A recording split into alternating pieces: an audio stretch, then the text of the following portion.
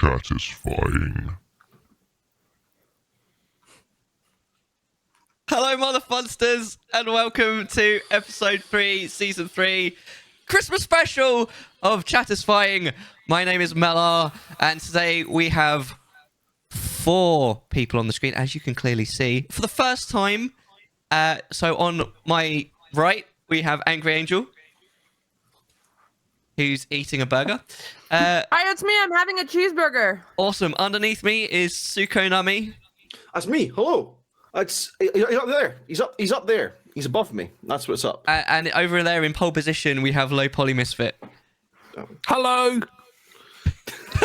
He's nestled. I'm just rolling with that gently. now. I'm just rolling with that. He's nestled gently against my bosom. Low Poly Misfit is just very lightly leaning against me, and I'm cradling him like a babe, like a Christmas babe. Just It's warm.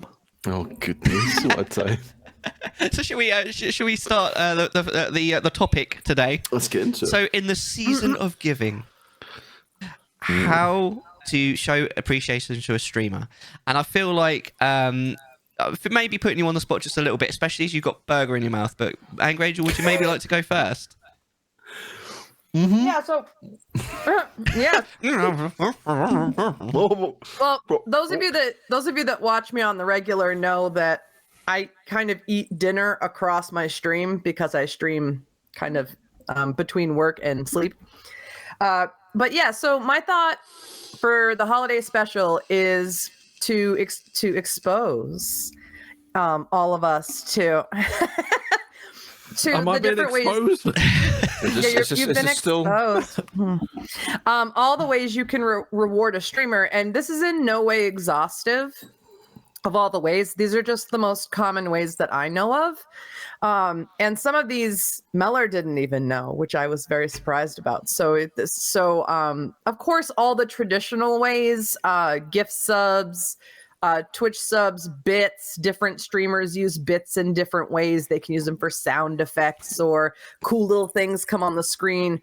But I have found some streamers use other programs for rewards as well. So 2 of the most popular ones that I've seen used on several streams are the throne gifting, which is a very safe way. It's even safer than Amazon wish lists to send a gift or to crowdfund something for your stream in a safe way, that it gets shipped to you. They hide your address. They do all the currency exchanges and all of that stuff. And so you can put stuff on your wish list from any source, Amazon's the most popular, but they have their own shops within that website. And then they give you overlays, they give you links, you can put them in your About Me. And if you promote it, I've seen people get little tiny gifts once in a while through Throne. So had you guys heard of Throne? I've used Throne in the past, and it's like it's a very safe way of obviously there's a lot of the, if you're like, depending on like whatever's going on, like obviously a lot of the, when there's sort of a risk when you put yourself out there as like sort of a streamer that you sort of like, you don't really want to be like, my address has been leaked. It's like, well, that's not good. Like Thrones, obviously, I mean, you probably say, a bit more different words than that's not good. Normally, including an F somewhere, a U and a C and a K. But still, it's one of those things where I think that with Throne, you always have it's like the safety of like, you don't have to worry about people, like you don't have to say it's someone, it's someone that, I don't know this person, very well. I don't want to give them out my address, but it's like a way that people can then obviously, I think Throne also gives you the option to not only accept, I think you can get gifted gifts, they can suggest gifts, and then you can also put your own sort of wish list on there as well. I've used it in the past and stuff. I always feel strange myself using it. I'm like, what? I don't want anything. Yes, what I'm am exactly the same. What am I going to add to it? So I added a maid outfit, but nobody wants to see me in a maid outfit, so I don't suppose it's moved.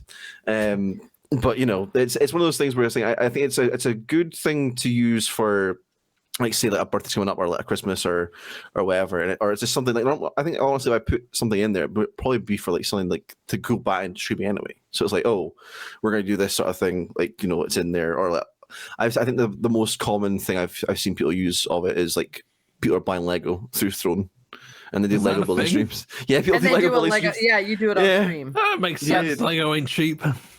It's true. Lego ain't cheap.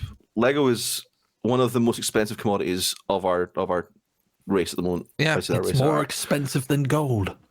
And oil, Lego is which is made of cash for Lego.com.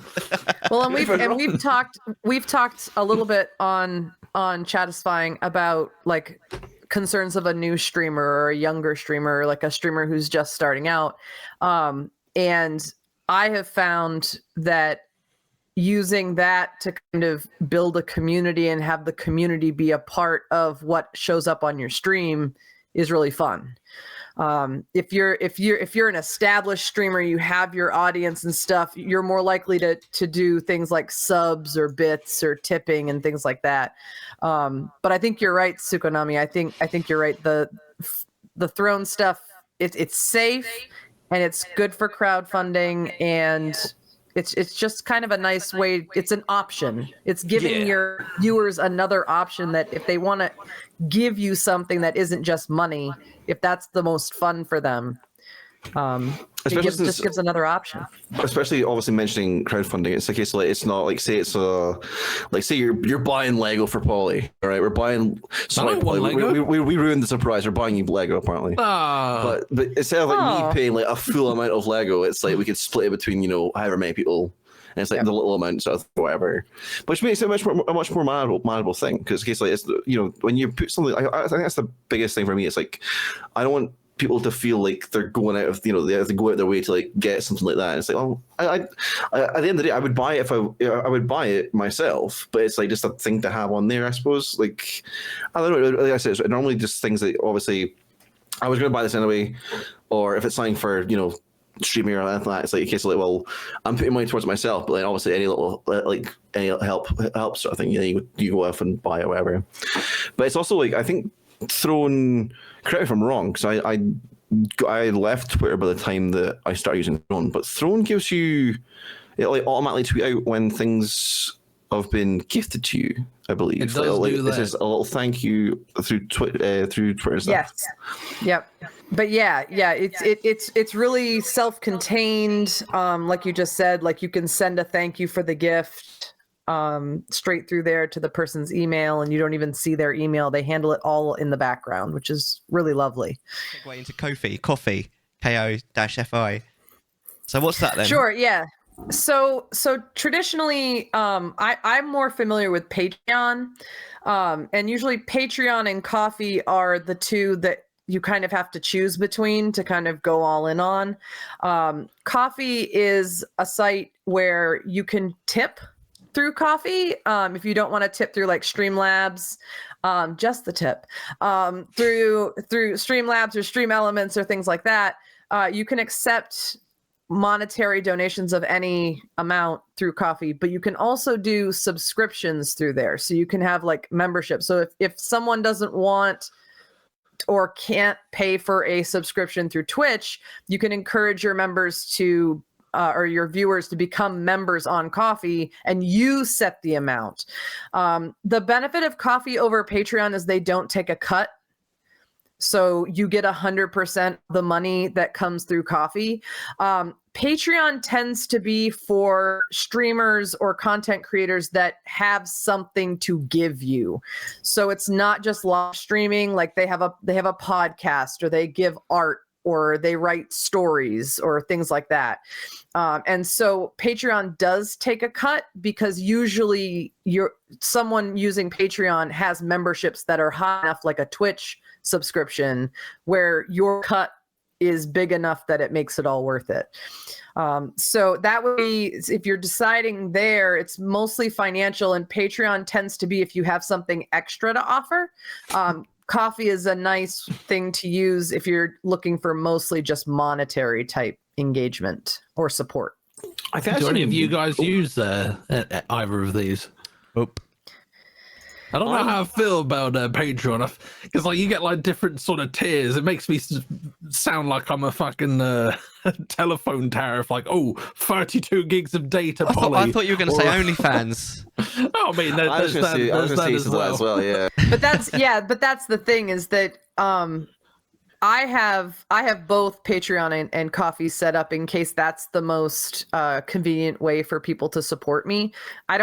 Nobody uses it yet, but you set the tiers. So right now I only have one tier, and you can pay $1 a month to be a subscriber, and I don't have any other tiers but that. But again, yeah, Patreon is more like this next level. You get extra highlights of the streams, and only you get to see this behind the scenes stuff. Like it's more of an additional service. I often thought that using Patreon sort of like it's just obviously it's the different tiers, like you said, but at the same time it's a case of, it kind of felt like in my head at least, because obviously you have your no one uses tier 2, tier 3 subs anyway. Like, I don't know why you would. You get like an extra emote, but it's a case of, I kind of felt the same way as that. Like, it's like, you're tier 1 Twitch, tier 1 Patreon, but then you're not getting your emotes on Patreon, like through Patreon, you get your emotes on Twitch. So I'm like, I'd rather stick to the one. Like, obviously, even if Twitch are taking a cut, it's like, I don't really stream for the money anyway. So it's a case of like, I know other people will, and there'll be different circumstances, whatever. But it's a case of like, depending on like what it is you're doing it for, then it's a case of like you set up different sort of systems, you know.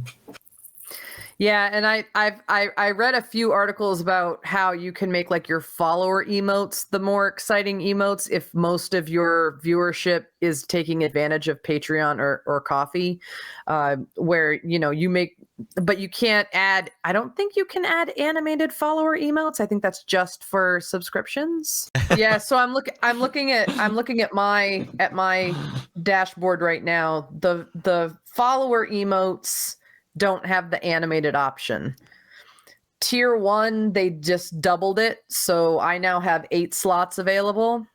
Yeah, and then tier 2 and tier 3, why After dark. Why would you do that? Yeah. Like when I see someone subscribe at tier 2, they must really love the content that they're watching. Like, it's not about the reward or the tier 2 and tier point. 3 are for like the certified ballers among everyone.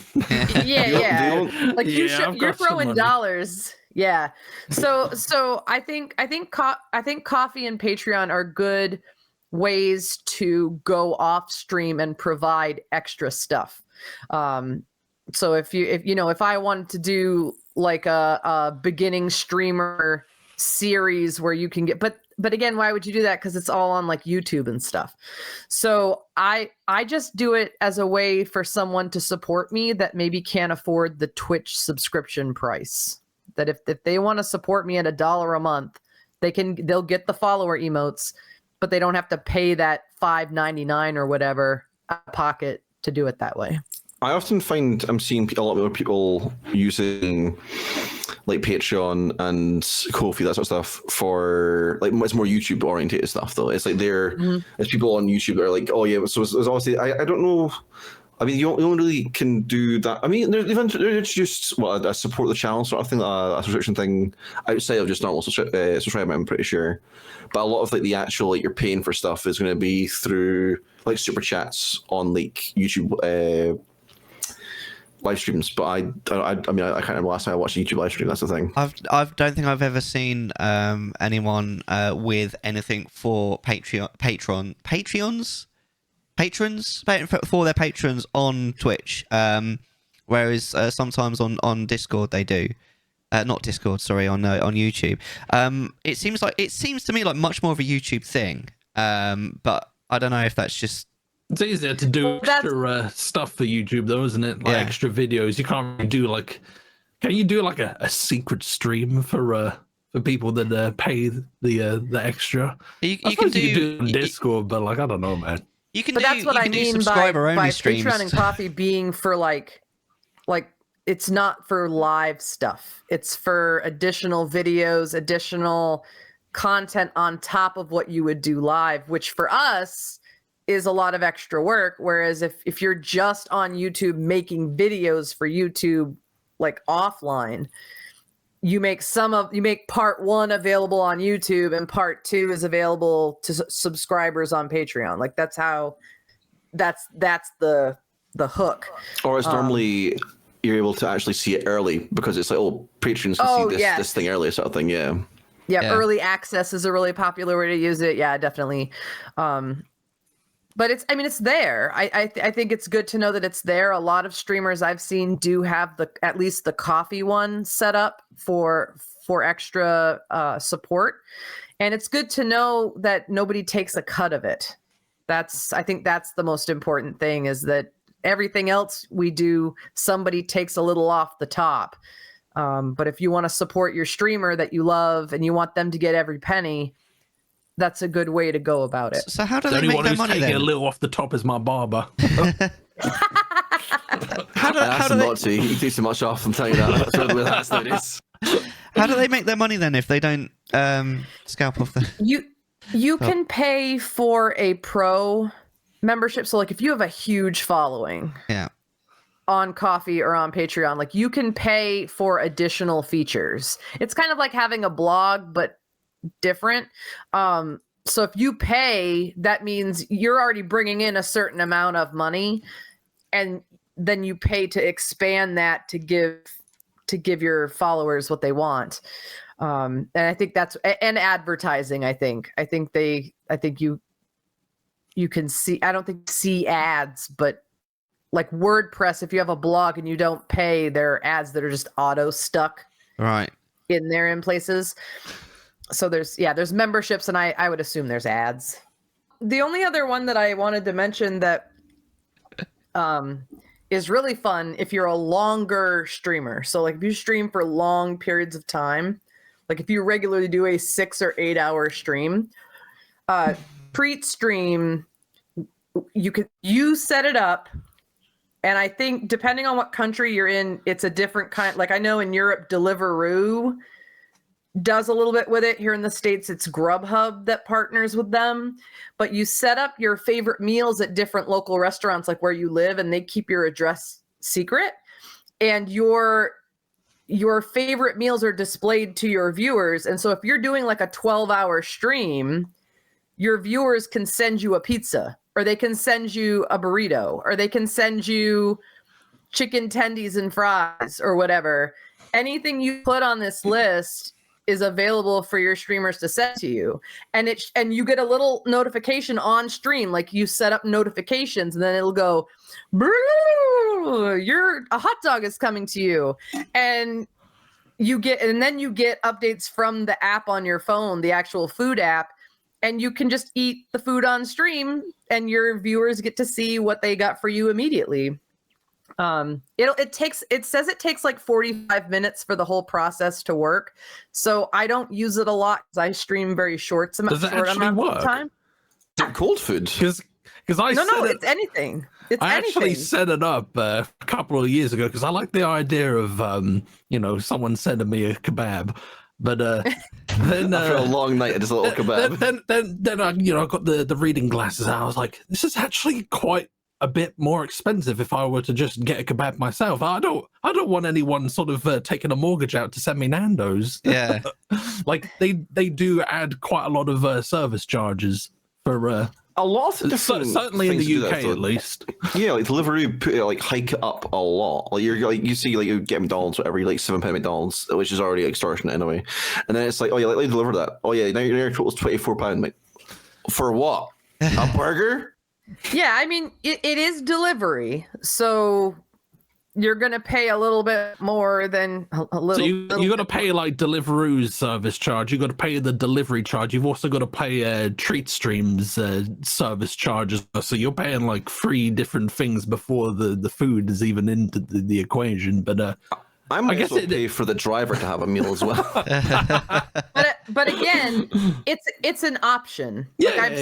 I've seen streamers get food on stream because someone, and it times it out. So someone can't order you a burrito and then the next person automatically orders you this, and like it's like once every, and you can set it like once every 4 hours or whatever. It's like a crowd-funded mukbang. Yeah. But it's neat, and for some people that's fun. The idea of that. I think if I ever was able to stream for a longer amount of time, I might actually put the logo up on the screen so people think about it or notice it. Because here the fees might not be as large as they are where you guys are. I mean, it's always going to be cheaper picking it up yourself, but it's never so much more expensive that I wouldn't feel bad putting it, like if I would put it on a Throne gift list. Yeah. And it's always optional. I always tell people it's always optional to sub. It's always optional to tip or bits or whatever, but it's always appreciated.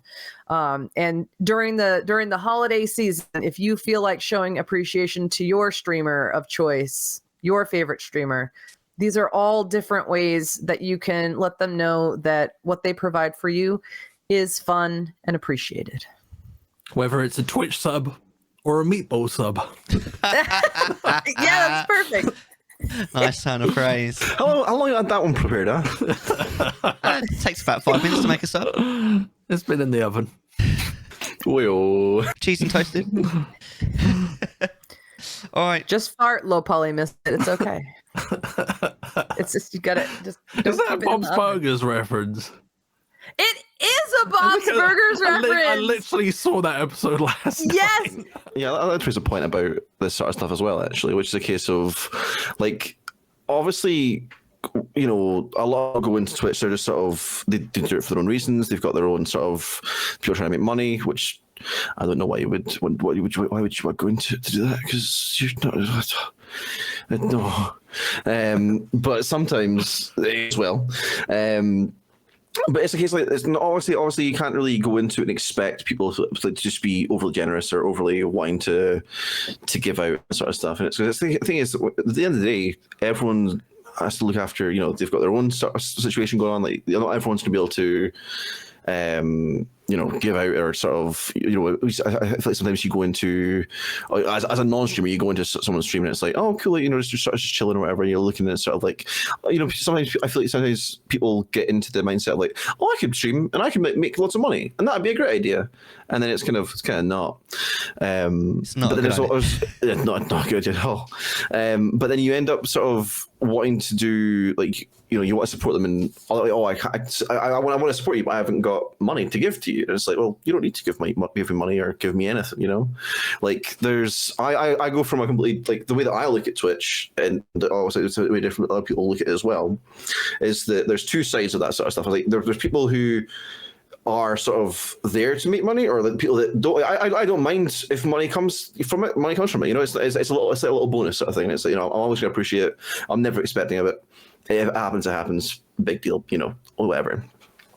But I would much rather, like, what's more valuable to me than money, and it's the thing I always say with anything, is like, no matter how much cash that you could give me will make up for a set of time. Let's case, like, and I think you can probably respect that as a dad, where it's case like you could be like, oh, working, so I'm trying to you know, provide for the family, but it's like, if you're working, you can't really spend time with your family, so you end up sort of not being able to do that same sort of thing, because it's like, oh, I'm working for the betterment of them, but I'm also not able to spend time with them. So it's like, I'd rather spend time and have fun with them. Am I mute? No, I'm not muted. Okay, it's good. I was a little bit worried that for a second. We were all nodding along. We were agreeing with you. What was that? I said.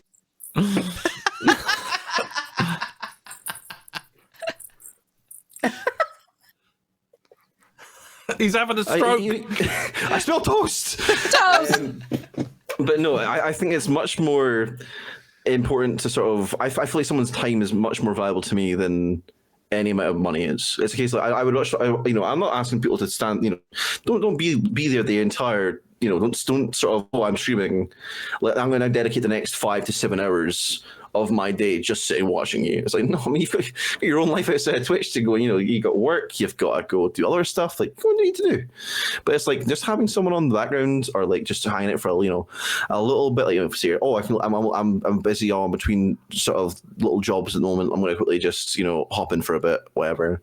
It's like, it's like the reward, I think, for me, personally, and people showing appreciation. It's just the fact that the people show up. There's always a little bit of that. There's a little bit of that worry. It's like you go live, and I'm like, until someone says something, I'm terrified no one's going to show up. Yeah. And then someone says like, okay, we're good. Never mind, we're fine. So it's okay. I've got some company. But something I would say with that, Sukonami, is as a viewer. So speaking as a viewer, I feel a really strong need to support the people I watch all the time. Yeah, that's true. I view it because this is a streaming service. So if I find that I'm watching, even if it's only like an hour at a time, hour or two at a time, if I'm watching 8 to 10 hours a week of a certain streamer, I feel the obligation of that person is providing me with entertainment. And it's obviously entertainment I really enjoy. And so if I'm gonna come at this as a viewer, I'm gonna say, I don't feel like I feel like I should subscribe because I get it. It's a subscription is something you get on a regular schedule. It provides you with some kind of information or entertainment, and you pay for it. And so there are certain streamers. There are certain streamers that I watch multiple times a week. Is she pointing at me? That I subscribe to. I don't know who we're talking about. She's pointing at my fan. Always OnlyFans. But that's me coming as a viewer from the viewer side of things. Is that there are 3 to 5 people that I feel strongly that I should sub because they're giving me entertainment. And then I also do something that a lot of people haven't talked about is Twitch Turbo, which is if you can't afford to subscribe to everyone you watch, at least do that so that when you show up and you don't have to see the ads on that person's channel, they're still getting the revenue from the ads that you're skipping. So there's a way to make it work from both the viewer standpoint and the streamer standpoint so that everybody benefits from that community, I think. No, of course. It's one of those things where I actually didn't realize that Twitch Turbo was still a thing. I thought they got rid of it. I'll be honest with you. It was one of those things. They've been promoting it. They made it quite a lot more expensive, I think. Is it different to what Twitch Prime? Are they two different things? Completely different. So Twitch Prime is a free subscription that you. Any primers in the chat? Where are you at?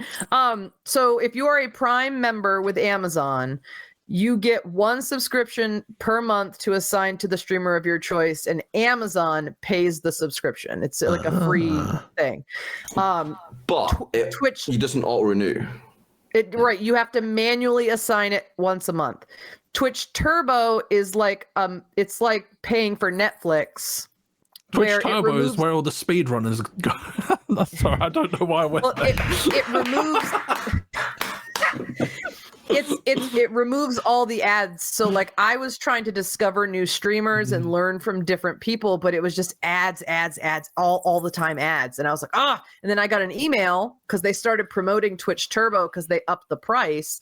And I was like, you know what? I'm going to pick my 3 or 4 streamers that I'm specifically going to sub to, and then I'm going to pay for this so that everyone I watch gets a cut when I'm in the chat, so that I feel like I'm supporting everyone I'm watching, no matter what. And so that's what Twitch Turbo is. You pay monthly. I think it's like $8.99 a month, and it takes ads off of every channel. But you, the streamers, still get the revenue from the ads, even though I've skipped them without subscribing.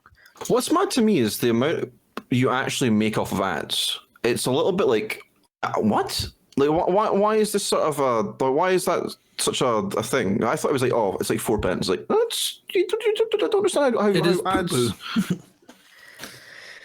They recently made it so you get like it's 55%. If you stream like 3 minutes every hour, which is horrendous.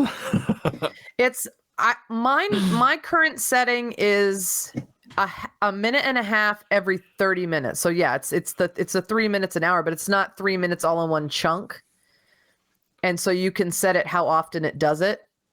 And then I haven't touched it. I just sort of like tried to set it to the lowest amount so people wouldn't have to deal with ads. I think I've left it at that. I was like, I don't want people to like. The last thing I want people is like you said earlier. It's like trying to find new people. It's a bollock ache because you're like, oh, what's this guy doing? Ad number 1 of 5. I'm like, I'm not going to sit here and watch this. But that's not Shadow Legend. That is Twitch's fault. I've actually I normally keep pre-rolls on for that reason. I as a viewer I prefer pre-rolls to mid-rolls because at least with a pre-roll like you can sit through the ad, wait for the stream basically to start for you, and then say, hi, here I am. The thing that pisses me off about mid-roll ads is you could be in the middle of a conversation with someone and you like maybe ask them a question as like, oh, what was that thing that you just did in the game? Oh, hi, Mellar. It was ad. Great, I can't hear it now. It absolutely really annoys me when that happens. And so now, as a streamer, like I'll do some like ads at the beginning of the stream, like when literally no one's watching. Doing. Yeah, just so that we don't get the pre-rolls for the first like 40 minutes. But after that, I don't touch the ad button because, in my opinion, like pre-rolls, in my opinion as a viewer, way superior to mid-rolls. 'Cause I really hate mid-rolls. I know that a lot of people, you do lose people coming in at that point, but I mean, it's 6 of one, half a dozen of the other at the end of the day, and I prefer pre-rolls. So, but a new feature that Twitch has introduced that I'm actually taking advantage of is that you can let your moderators of your channel see when the ads are coming. So if a raid comes in and there's an ad starting in 20 seconds, they can snooze it. So it doesn't start. A moderator can snooze it so that it's not just in your hands, it's in your mod's hands. Yeah. And so we actually had to use that one night. A raid came into my channel and the ads were getting ready to run and we snoozed them. Yeah. So that they don't raid in and then suddenly they're caught in ads while you're introducing yourself. Yeah. If I could turn off ads and just not get any money for it, I would. I don't care about the money. I really don't. I just want to, I just want to. I want Twitch without ads. Is what I want.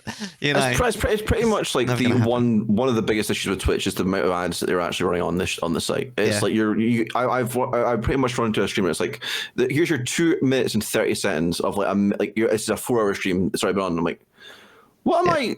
How are you? What? 3 minutes worth of ads? I'm not going to sit through this at all. And what some people's argument for doing that is, oh, it's less than you get on television. I was like, yeah, but this isn't a multi-thousand-pound production like the TV shows are. At least if you're watching television, there's like a decent variety of adverts. At least, like if you're watching it on Twitch, it's like the same advert every goddamn time. Yeah, it's always fucking audible. But that's when I come back to. I know it like it's costly, but like if we all just did Twitch Turbo. Then we could run all the ads we wanted, and who cares? Like it's. It sounds like angels doing drugs. Like if we all just do turbo, yeah. I promise you that this turbo shit. You want to buy some? Oh, you want to buy some turbo? I haven't seen an ad in months. I'll give you 1 month free. You'll be hooked. Y'all got any more of that turbo shit? Got some more. Where is it? I'm gonna stick some like turbo in my grinder and start smoking it. I don't know. It's called speed. Don't be doing that, kids. Twitch Turbo, okay. Speed, no. PSA from Tsukunami. Kids, don't do drugs. Stay in school. Don't do drugs. Unless you're Lance Armstrong, then nice winners do drugs. But then he got all of his medals revoked. He said so, doo-doo. You know. No,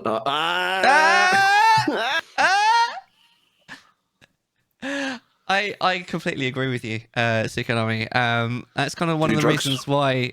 No... maybe about drugs. About how to support your streamer, obviously. But yeah, nice cover. Maybe one of the reasons why, because Andrew Angel sort of called me out earlier for sort of maybe not knowing what quite a few of these things are. I like all I really like. The best way to support is just to be there. Really, just to, give some of your time. Talk is kind of my thing. Like I kind of go on Twitch to have a chat. So the thing that makes me happiest is when people talk. But obviously, lurkers are still amazing, So I think that's always so much more important to me than any of the money stuff. Honestly, So I kind of switch off a little bit to the money stuff. I like subscribing is great because obviously then like at tier 1, the person who subscribed gets something cool for that. You know, I mean, it used to be pretty lame, but you know, I spent some money that I got from subscriptions on some nice, you know, professional art so that people actually get something for the subscription, which I think is really important. But outside of that, it kind of feels like people aren't getting anything for their money. But it's quite interesting, obviously, because you said about, you know, you feel like you're sort of buying the entertainment, which is an interesting way of sort of putting it. And as a viewer, I can see that.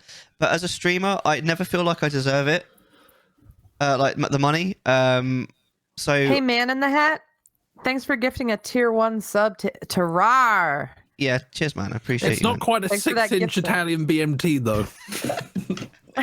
Like, you don't know them. But on Grubhub. Shove and take my money. So I always just kind of like there's never really been about the money for me. Like whenever I have got like a Twitch payout, my immediate thought is like, what can I do to make the viewer experience better? Which is actually one of the reasons why pretty much the first sort of big ticket item that I bought with Twitch money was audio equipment. I thought long and hard about it, and I was like, the way that I can improve the sort of the stream quality for everyone watching, listening, is to get better audio equipment and all that kind of thing. And that's kind of the way that I kind of go about it. But yeah, like I've never really thought about much of it. Like I set up I set up like a donation link absolutely ages ago, realized that it doxed me, so I changed my PayPal. So yeah, be careful, new streamers, about setting up PayPal, because if you give PayPal your real name, which you're supposed to, it does do that. It will give the person it who doesn't do it for me though. Gives you money, it will tell them your full name, and I think your email address as well.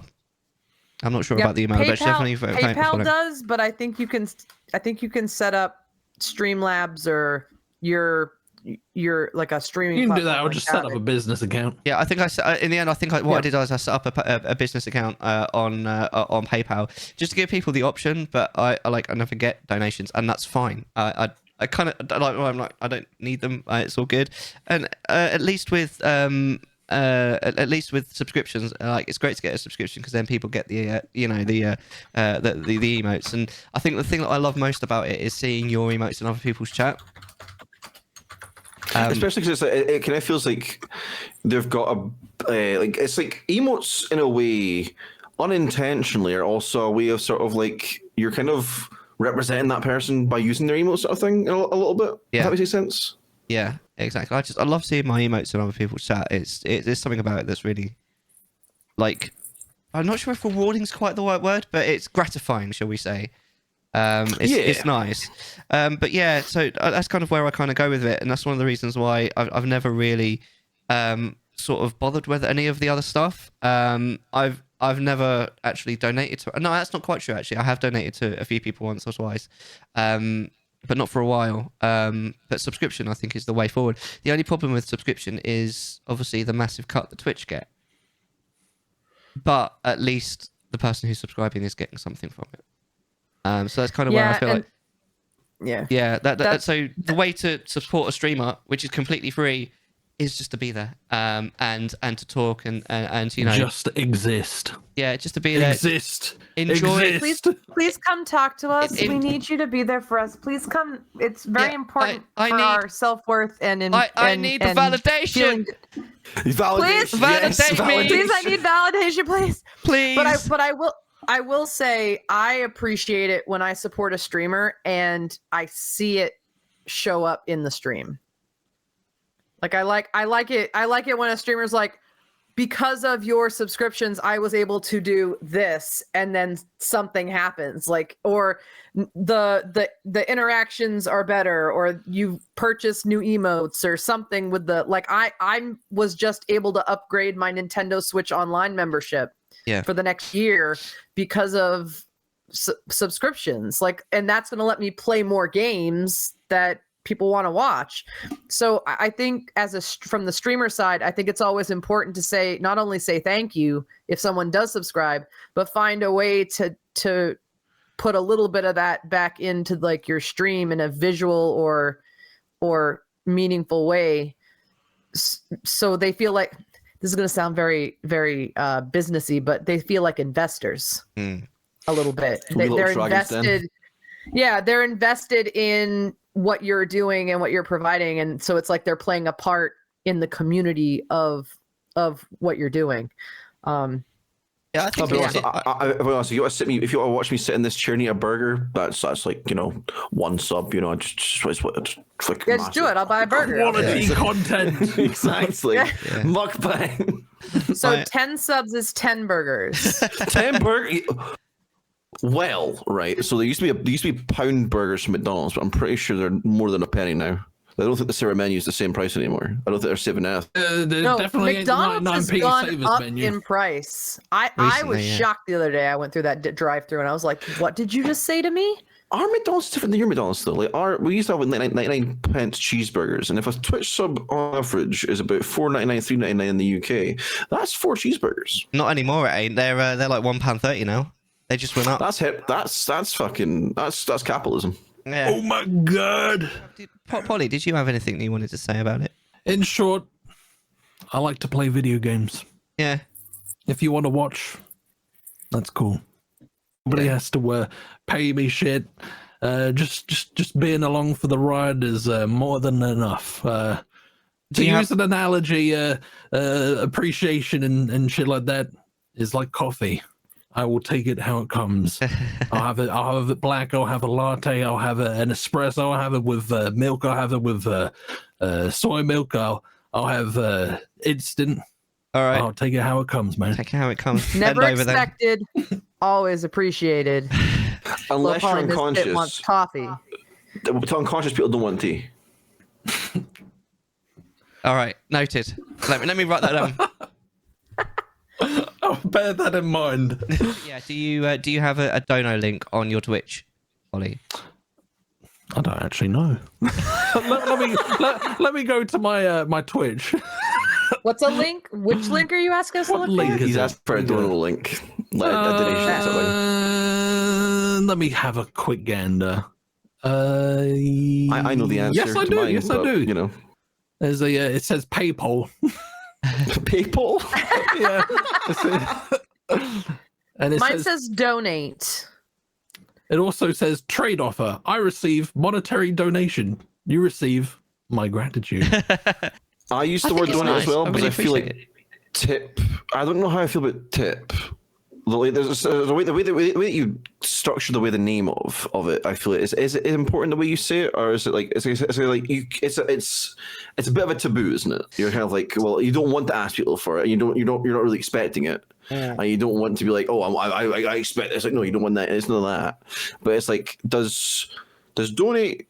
What's this between donate and tip? Is like the tip seems more like, oh, I know I'm the shit, so you should be doing that sort of thing, or is donate like what donate sort of thing? sounds like a charity, just £2 a month. Yeah, it's £2 a month and get help keep my electricity running.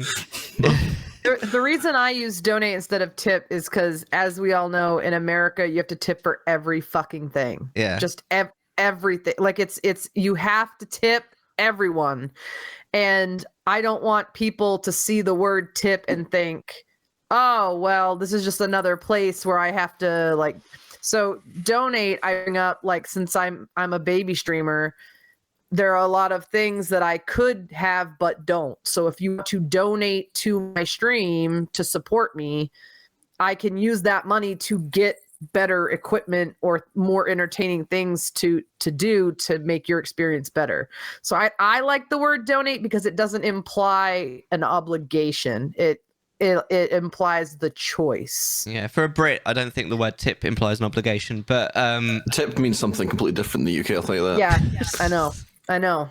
Yeah, tips over here is just a tip of the hand. Good day, sir. Good day. Yeah. My lady. It's one of those things where I feel like it's always not to get into because it's not sort of the topic of the episode, but it's a case like it seems much more of a societal thing of like they're not paying people what they should be doing, and obviously it's a case like it then falls to the people who are trying to enjoy the stuff that's going on for them. It then falls onto them to be like, it's like, oh, you enjoyed this, so now it's your responsibility to fix this, and it's like, well, But it's, it doesn't have to be, but it's the way that society is, sort of thing. That's an excellent sub, Sukonami. I think that's very apt.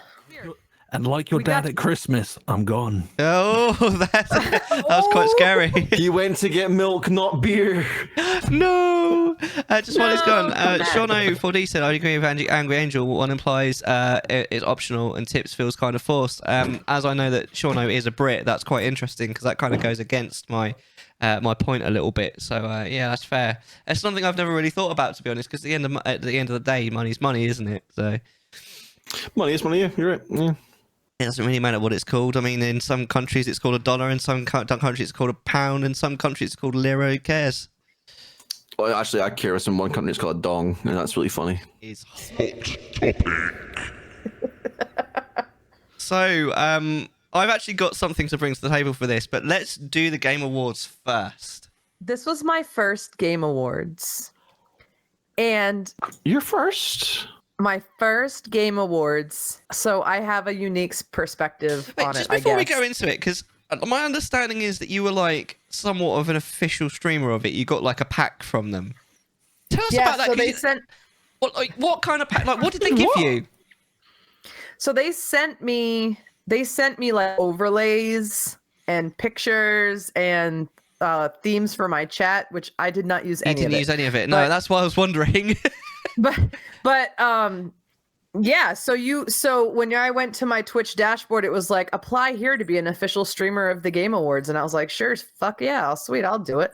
And they sent me an email that said, you've been approved to be an official streamer. And I'm like, okay, and then they sent me another email with all these pictures and overlays and stuff. And then I was like, I don't have time to put this all together. So I didn't. Fair enough. Did they give you any instructions? You're telling me that the Game Awards give you an IKEA flat pack that builds your own overlay, and you're like, nah. No. I'm enough. I'm enough. This is correct. You're always enough. She doesn't need a Kallax unit. I didn't get the joke. It's an IKEA furniture. I can enjoy an award show because it's paced. Like some award shows have kind of morphed into having good pacing. There's awards, you give the winner a chance to speak and you move on. This was the worst award show I have ever seen in my entire life. I went to bed halfway through. I didn't even stay to see who won Game of the Year. It did feel a little bit rushed, didn't it? It felt a little bit rushed. You already knew what Game of the Year was going to be. That's the problem. Spider-Man! Oh, wait. It's the kingdom! Modern Warfare 3! It's not Spider-Man. It did feel like they were in a rush, didn't it, Angry Angel? It was like, especially at the beginning, it was like, this is the award for this, the nominees are this, and the winner is this. Next one. Well... They do that in other award shows because there's awards they can't present. So like if you're watching the Oscars, you're going to see like a ticker down at the bottom that says like the award for best sound effects in a blah blah blah went to blah. Like the other award shows do that. Yeah. What I didn't appreciate is they told me that it was going to start at 7:30. And then they spent 30 minutes doing what they could have done in a bottom row ticker.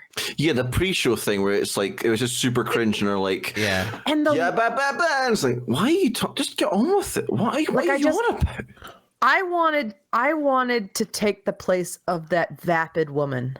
I just like the presenter lady, and it's not even about her being a woman. It was just, there was no way that woman has ever played a video game. She knew nothing about what she was talking about. She was reading the cue cards as hard as she possibly could. She was doing her best, but it was so bad. I felt that way about both of the hosts. You could tell. Yeah, there was a bloke, wasn't there, as well, and I felt the same way about him. They both felt really fake to me, and it didn't come across well, in my opinion. I just don't understand. Like, there's so many people, actors, like famous people that play video games. Like, shit, get Conan O'Brien for crying out loud. Like, he does those series where he's like a clueless gamer and he does a game for the person. Get somebody with personality that actually cares about what these games are. Like, I loved, what is the name of the actor who plays the vampire in Baldur's Gate? Asterion. Neil Newborn. Yeah. God bless. He That rated man me got for on not that too long stage. ago. That man got on that stage and they made the most amazing speech, and it was the most personality in the entire night. It was like the sun came out on a cloudy day, and I'm like, yes, oh my god! And then they told him to wrap it up. Yeah, I watched it for the first hour and a quarter, and that was the only good bit. It was such a lovely speech. Like let them talk, please. Yeah. Just which is also such a shame, because he obviously, I mean, he's been in all our games, he's been in Detroit and stuff. But it's a case like for some people, getting an award at a game event like that is like a massive thing, and you'll remember that for the rest of your life. And if you're going to be like, oh yeah, like, oh, I actually like my award, like, thank you, like, you know, and you try and speak and sort of like, it's like, oh yeah, there you go. Oh, yeah. It's like, I said thank you, and that's it. I've not even had the chance to keep walking. Yeah, and I think that's partially to do with last year with they complained that they were too long. Yeah, last year, but they could have cut out the whole pre-show, done a ticker, and given more time to the awards where people were actually there to accept. And can I just give a shout out again? I'm a professional streamer. I don't know what the guy's name is. The guy who voices Neil Newborn. Kratos. Oh no, that Christopher was Judge. Christopher Judge. That's it. Yeah. I laughed the hardest. I laughed in that entire show when it was when he walked up to present the award for best vocal performance, and he shat on like 3 different studios. God, it was beautiful. He was like, oh yeah, you know, Call of Duty, another one I would never work for. and he was up there, and he was furious about the fact that he was up there, and it was beautiful. Everything about that part of the Game Awards was absolutely spectacular. And everything else was so boring. Oh my God. Everything after that was just ads and trailers and something about a door in the middle of the backs of the stage. And did you guys see that? Is that not Kojima was doing that? Mm-hmm. Yeah. Oh my God, it's the door from PT. Yeah, that's exactly what it was. And he was on stage forever. The thing is about the Game Awards. Yeah, the thing about the Game Awards, and I never really stream it when it's on, but sometimes I make little I'll watch it with my friends, like, you know, on a Discord or whatever, and it's like have a little cue card, little bingo of what's going to happen, and normally it's like Kojima will appear because Jeff Keighley is determined to make him his friend. I'm like, he doesn't, you know, I'm sure he got on well with Kojima, but you don't have to bring him out on every single Game Awards. I know you do it just to do something, but I also like going back to what Angel said there, with Christopher Judge, like just shitting on all the other stuff. It felt so like unneeded a little bit. It was like, okay, cool, like you just did that, but I didn't really understand why he did that. But I understand the whole, like, I kind of understand why they're like, oh, wrap it up.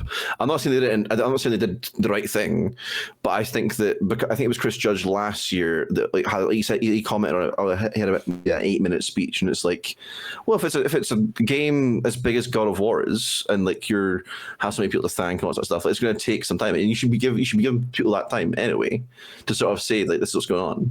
But I understand like after a sort of, you know, after a while, it's like, yeah, we should probably move this on. Not like 2 minutes into a speech, like, oh, I started speaking, now your time to go. It's like back to what when he got like the best voice actor for this year, which was Neil. When Neil got it, it was a case of they were cutting off pretty much. Oh, time to go. It was like pretty much in the middle of like the end of it. Oh, and then he pretty much shouted out his last bit and then left. Like they wouldn't let him actually speak. You know. Yeah, I wasn't that keen on the vibe. I mean, it was quite late anyway, but I was just like, I'm going to bed. How late was it for us UK It folk? started at midnight. It started at midnight or dark 30 for you guys. I'm good on that. Yeah, so I I stayed up started until at that time though. Yeah. But it was like I think about 1 a.m. before it actually begun. One thing that I was surprised about was how many awards Alan Wake won. It's literally Alan Wake and Baldur's Gate that just like took all of the awards this time, which is kind of just a bit tedious. Like, you know, mix it up a bit. Yeah, Mix it up a bit. Spider-Man. I've never played the Alan Wake games. Have any of you guys played them? I played the first one. The first one's really good. Oh, I see. I don't love it. It's okay. I like the first one. I think that. So I remember playing the original, and the originals I've got it up there.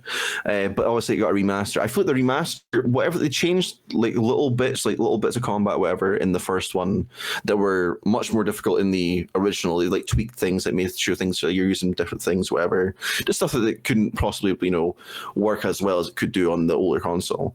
But apparently, like Alan Wake 2 is supposed to be like really, really good, except for the last 2 hours. Like, I've heard people complain about the ending not being good, and I'm like, okay. So do you feel like the second game deserved as much acclaim as it received at these awards? I think that. Actually, it's a tough one because I haven't played the sequel yet. There was very little. I'll tell you soon because I've got a PS5 and I'm gonna play it. Yeah, I've got it right here, but I'm waiting to play it. That's it.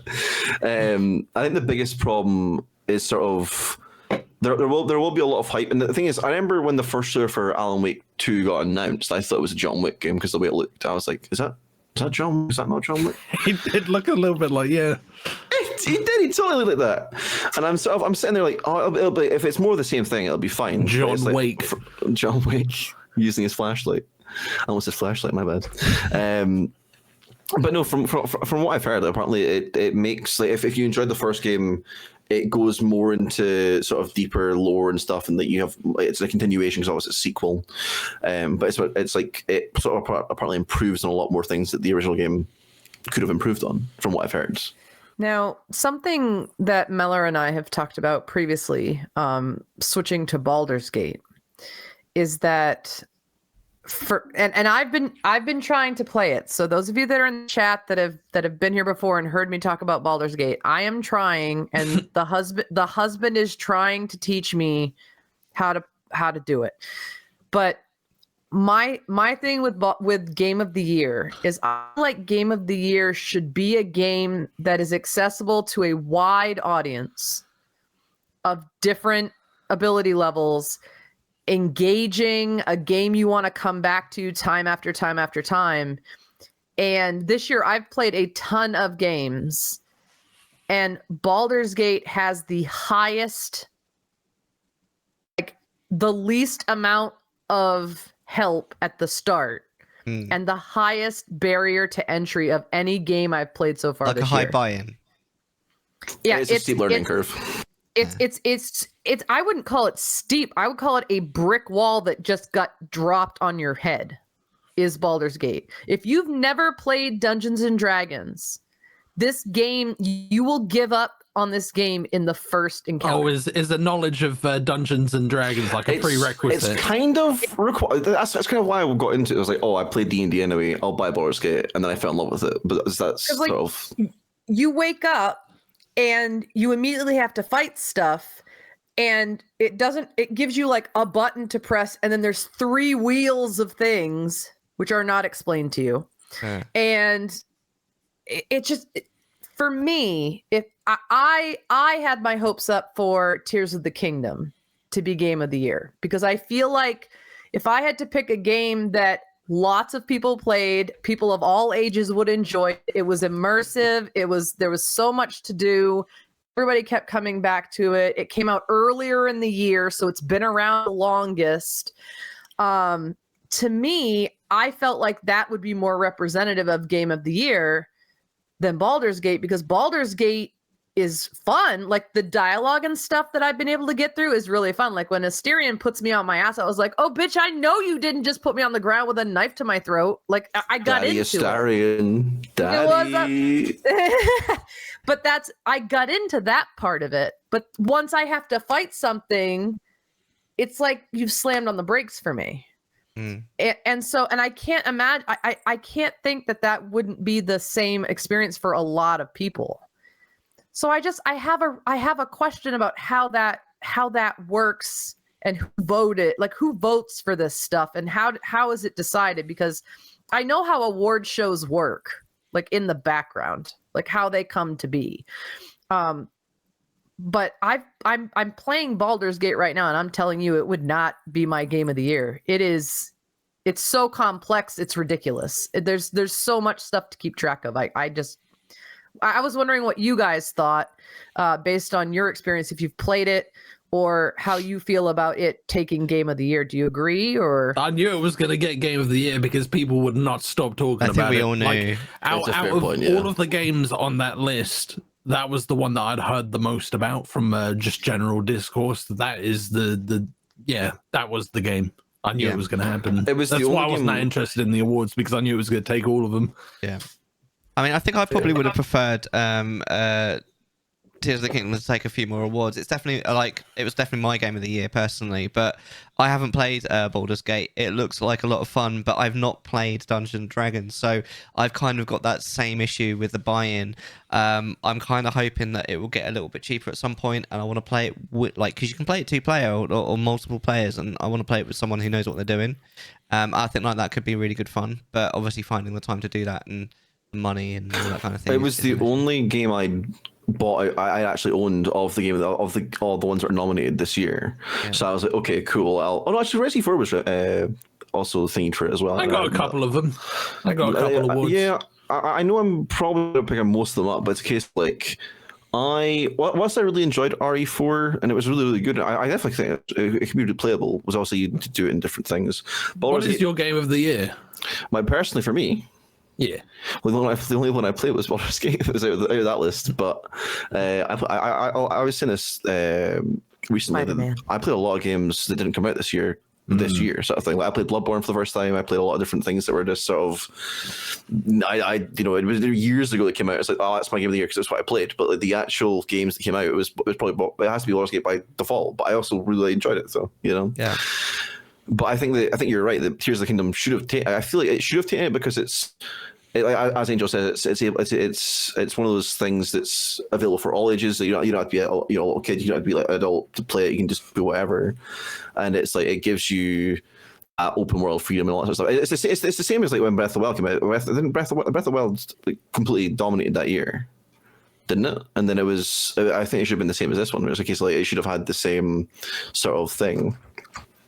Where you because it's easy to get into. You don't have to worry about like Angel said. There's no like massive there's a bunch of stuff they don't tell you about. You like with Baldur's Gate. There's still stuff like I'm 88 hours into my first playthrough of the game, and I'm like, say I was 75 hours in. There's still stuff I'm figuring out. Like, oh, you can do this the entire time, and they don't tell you about it. And it's like, I think that it was. There's the community. I think the community for those types of games though is very diehard and we'll make sure it's been seen and it's it's been approved and release sort of thing. So it's kind of like a bit of a shame. But there was also very, very strong contenders this year though for certain games. Like a lot of the stuff that was out there was a hard choice for games to be picked. I think part of what Tears of the Kingdom might have had going against it was that it leans so heavily on Breath of the Wild. Yeah, I think if the fact that I played Breath of the Wild made Tears of the Kingdom so much more enjoyable because it was like it expanded. But that's also what a few people didn't like about it, because a few that's people like this the same game. As someone who has not played the game, that legit just looks like Breath of the Wild 2.0. Yeah, I feel like it's at first it is, but then it's not. Like it's just.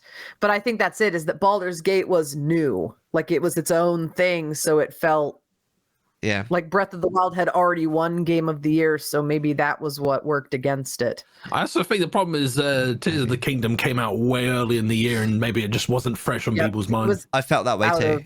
It came out in May, didn't it? I have curiosity. Do you have I played Breath of the Wild. I did 100 and something hours into it. But could you go to Tears of the Kingdom without playing Breath of the Wild? Yes. 100%. Well, in terms of gameplay, you could. In terms of narratively, I think my exact words in my review was you'd be shooting yourself in the foot because it follows on directly. You probably would be able to figure it out, but in terms of story, it's better to play Breath of the Wild first to understand the story of Breath of the Wild before playing Tears of the Kingdom. But it doesn't really matter.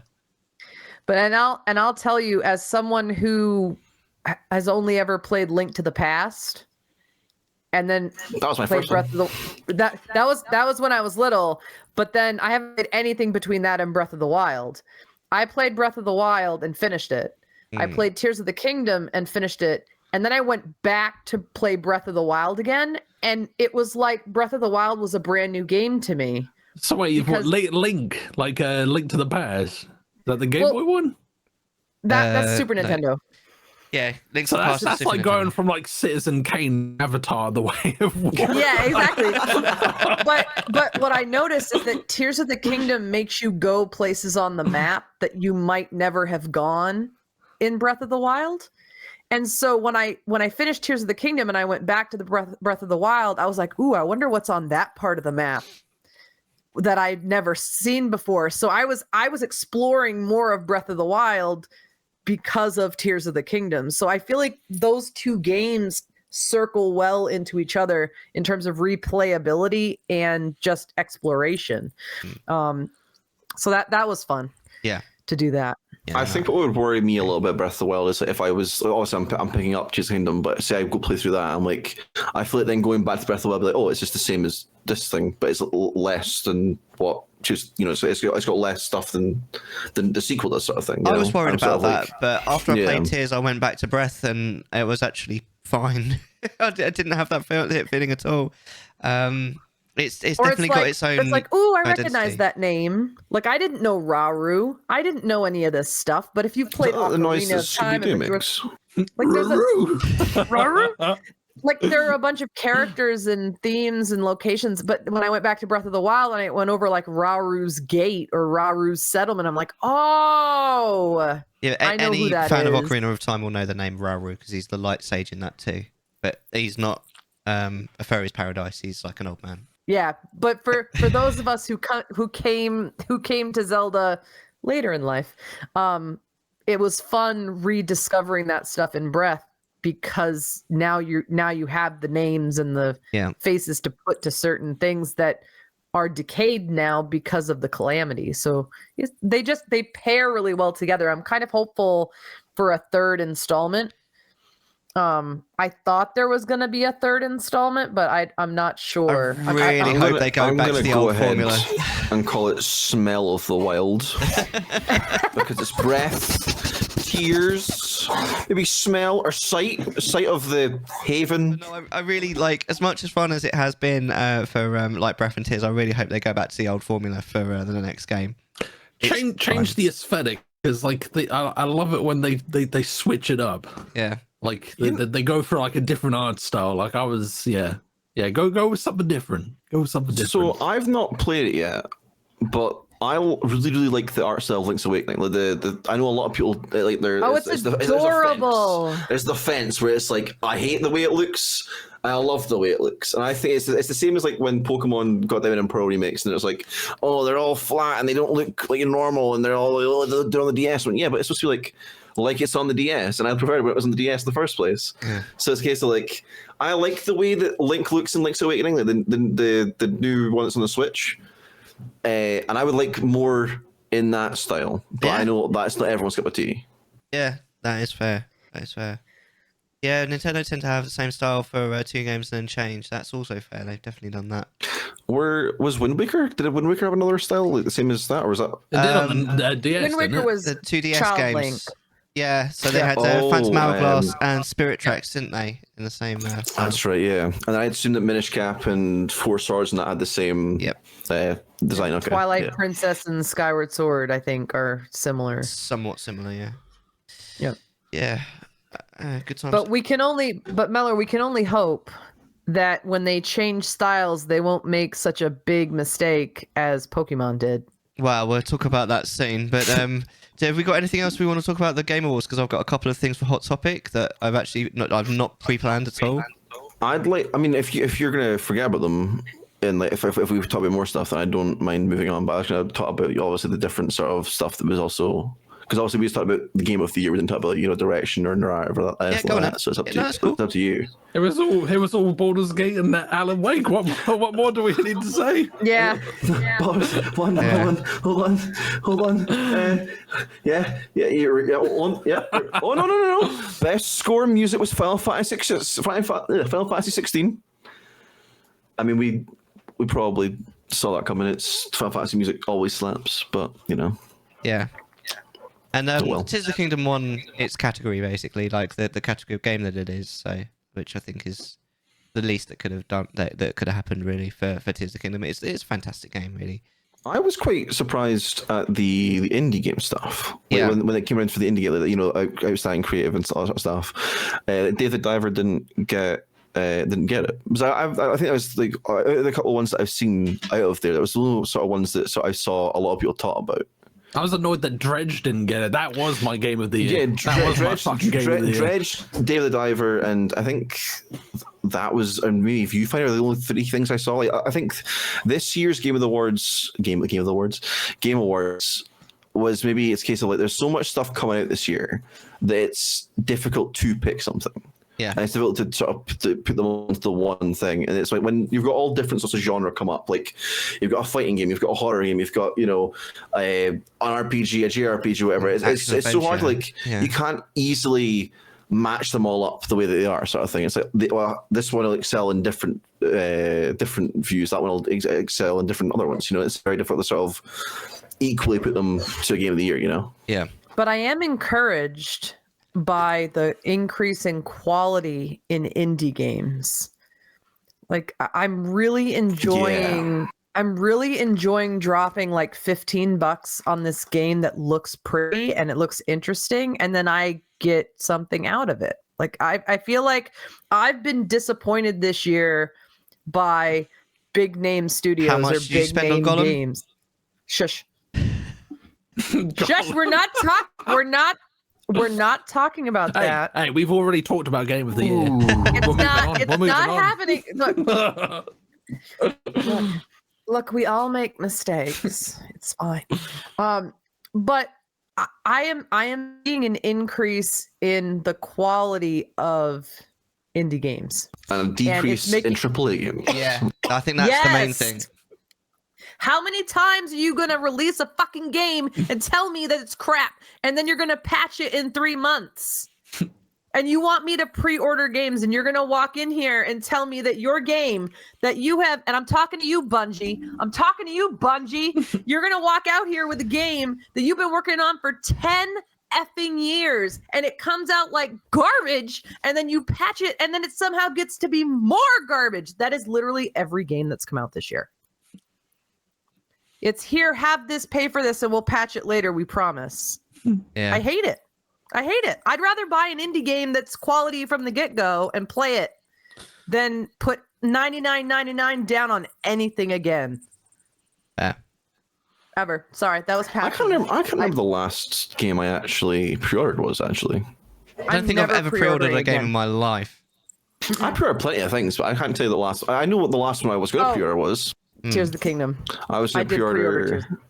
Did you get something special for that, though? What did you get for pre-ordering Tears of the Kingdom? I don't think Actual tears from the Queen. I don't. Switch doesn't really do that. I don't think. I think when you pre-order stuff through like PlayStation or through the studio, you get you could do like a collector's edition, or you get like extra downloads. So if you pre-order the final shape, you get extra emotes and stuff like that. I don't think Nintendo. I think you just get points in their store or something, like coins or something. But yeah, that's the last one I pre-ordered, I think. I was going to pre-order Final Fantasy VII Part 2, mainly because I wanted the 19 inches of Sephiroth statue. But they did a really, you can only buy it through Square's website, and the website's not good. It's like you try and buy something, and it's like, oh, your order didn't go through. But then they weren't doing it in the right way, where it's like, I don't understand how companies, why do companies not do this, right? Why do companies be like, all right, pre-order if you want to, and that's fine. So, say we got 20,000 pre-orders or 30,000 pre-orders, fine. What you do is maybe make 40,000 of them. Now, everyone who pre-ordered one got one. And then you got 10,000 other ones you can just sell off, and that's fine. You can it's something that's as big as that, they'll sell off no problem at all.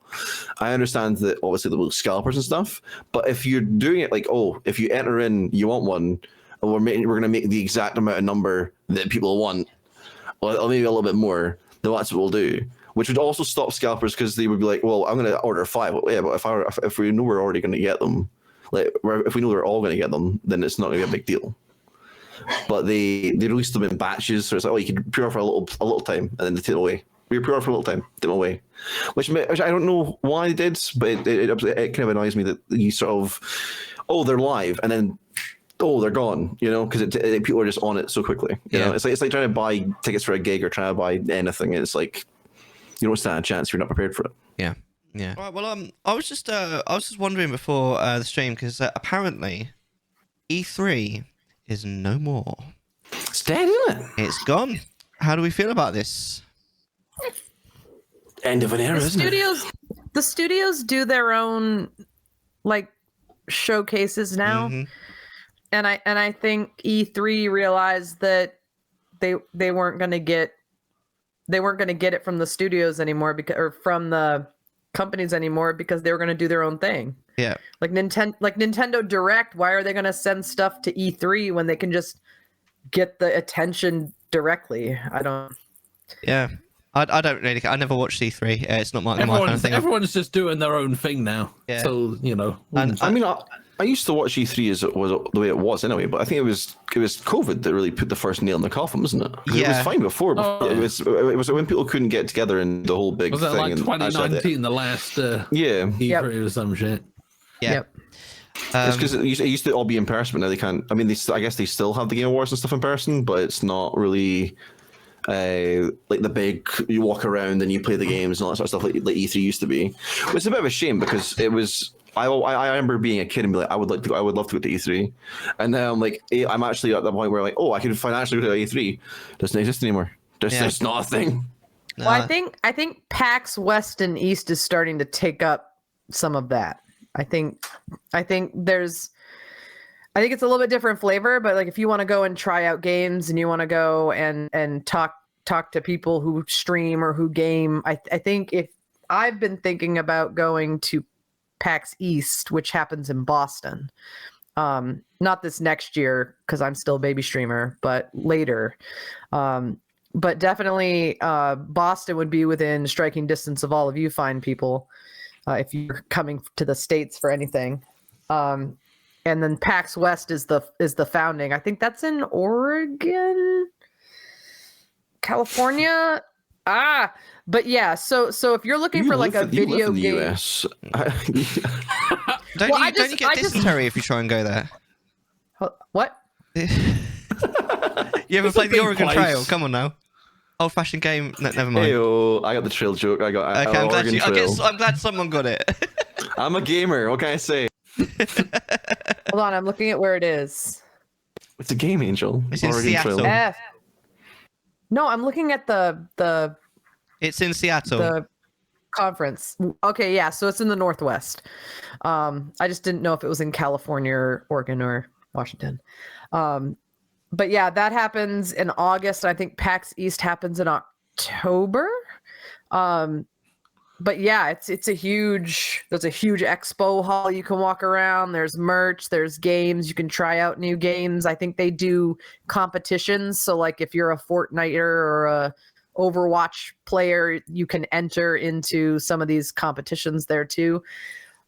So I think even though E3 is gone, there are still venues out there for that kind of interaction and information. Nice. And are we going to do a hot topic without mentioning this whole thing that Twitch did recently where they allowed nudity and then immediately changed their mind? I wonder how long it takes to bring this up.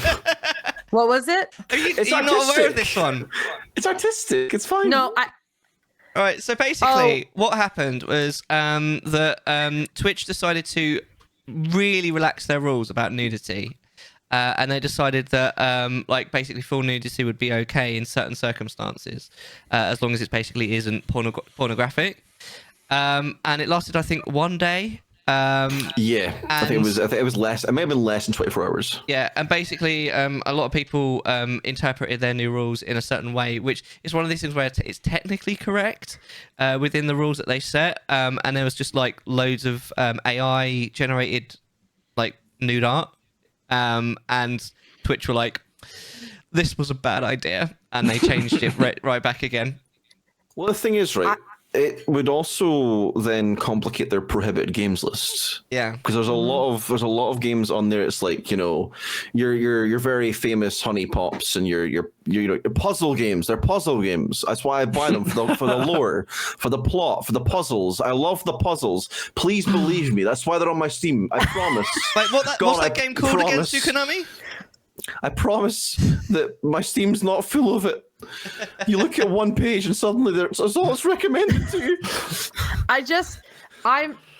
When things like this pop up, I just remember how tired I am. I work, and I don't know what everybody does for work, and you don't have to share, but like I work really hard to be good enough at my job that nobody bothers me. And that means and that means I have to have a certain level of competence and skill and things like that. And so it blows my mind sometimes that this is their whole business, is live streaming. They run this platform. And how many people did this idea have to pass through and get approved by to launch for a single day? Like no one along this line of command said, wait. It's not like it's a small group either. It's like a multi-million-dollar company. Yeah, and like I cannot understand. Like I work so hard at being good at what I do. These people make so much money and they're all so dumb. They're just like this. I did hear about this Mellar, and I just can't, like, oh my God, people are abusing the nudity thing? We could have never seen this coming. What's going on? Like, what? I could have told you that. Do you have any women working for you, Twitch? Do you have any women in the higher levels of management? Because I guarantee if it was me, I would have said, this is a terrible idea, guys. I'm not greenlighting this. This is stopping with me. We know where this is going to go. Leave it to OnlyFans, please. The hot tubs are enough. We don't need to go into nudity world. Everything is fine the way it is. Just leave it the way it is. I'm gonna pull over a Christopher Judge moment here. Why don't you just leave it to Kick? We were talking about Kick the other stream, weren't we? Oops! I must have said that's another platform I'll be working for. So, Stukonami, would you like to place a bet on that? Apparently, the decision was made by a woman. Oh, what is? The decision was made by a woman. Artistic nudity was Shut made by up. a woman. Shut up. I don't believe you. Look it up. The thing is, right? There's a certain level. There's always on Twitch has always been there's always been that sort of, what's the line? There's a small, obviously you have body painters and it's like, it's considered as art, but you're also got your baps out, you just can't see anything. And you've got people in hot tubs, but they're just enjoying the hot, like, okay. I'm pretty sure a lot of pools you're not allowed to take cameras into, but I'm not a chance that. I'm pretty sure a certain streamer got banned for filming in a toilet once. Sitting on the toilet. He went into the stall and it was like, okay, cool, you can't be doing that. It's like, yeah, but I still feel it's like they need to make the problem with Twitch is they make one step forwards and either the community love it or they hate it. And like say we love it, it's like, great, cool. They make another step forward and we hate it. So then they go back two, and then it's go back, and it's go forward one. Hate that.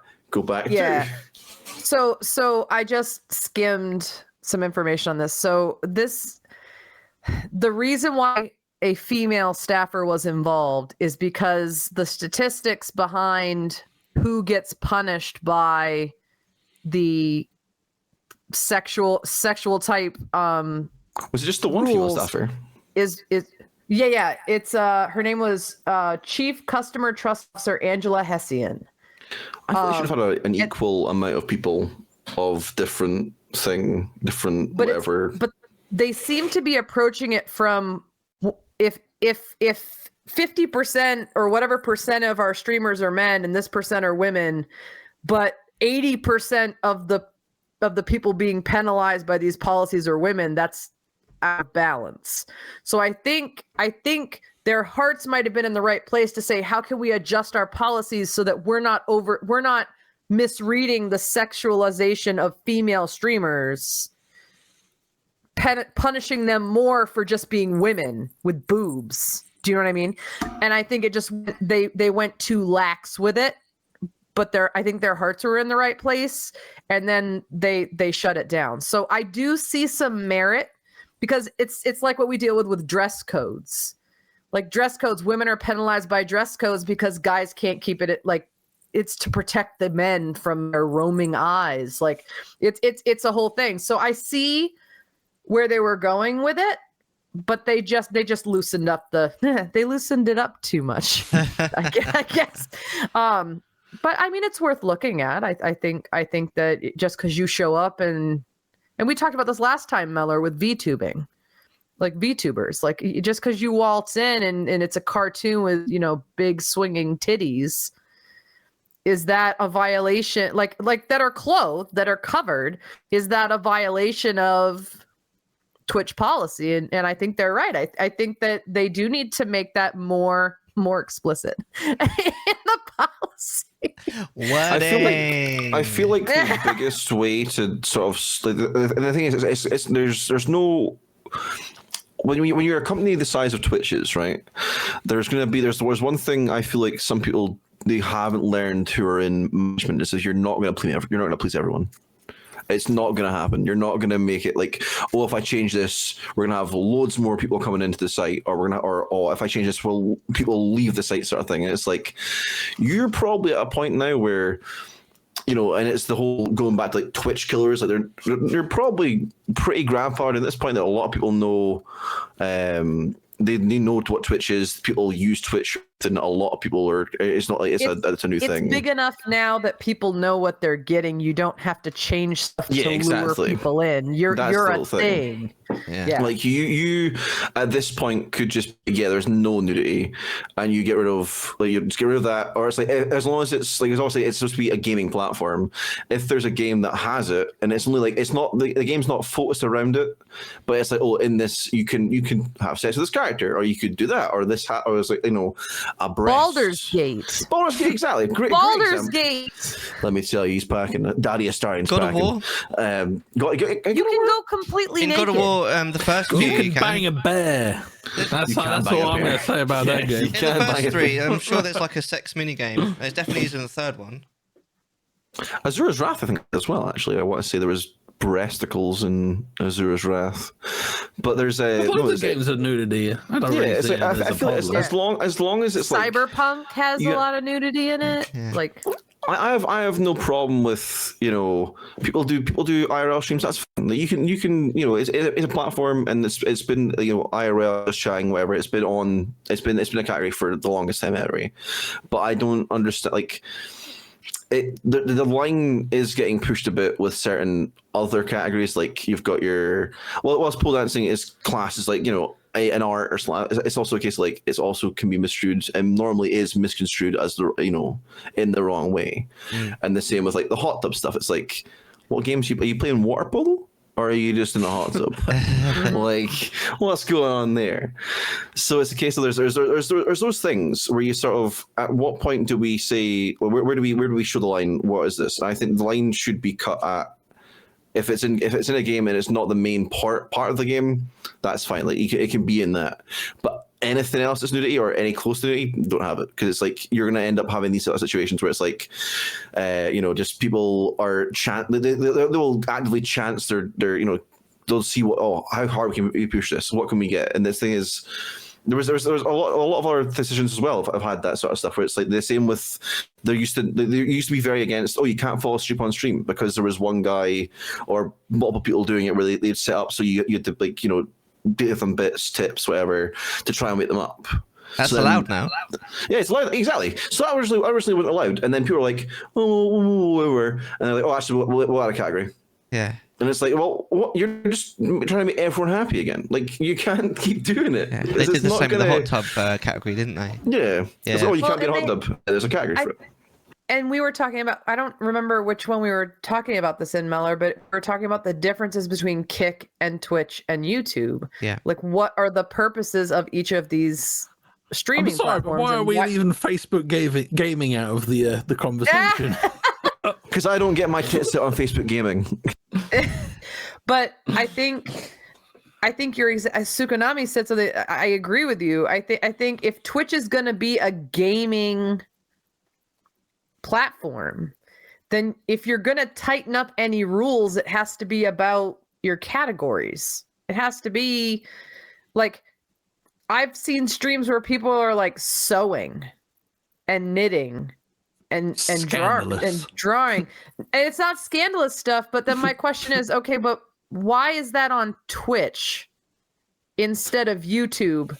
Because YouTube is more like instructional videos. Much more informational videos. Yeah. Well, it's the same with music and stuff as well. There's a lot of music and all that sort of stuff going on to it. And it's like, these aren't inherently gaming categories. But I also understand that people play, see musicians, a lot of musicians I know play gaming music. So it's like, okay, so it still sort of fits the vibe. Whatever. I'm not really got a problem with that sort of stuff. It's like, it doesn't seem like it's pushing any boundaries. I don't have a problem with this stuff, but I think you make a valid point. Whereas if they're trying to firm up their policies and terms of service or whatever, I think they have to decide what are we doing? What is this?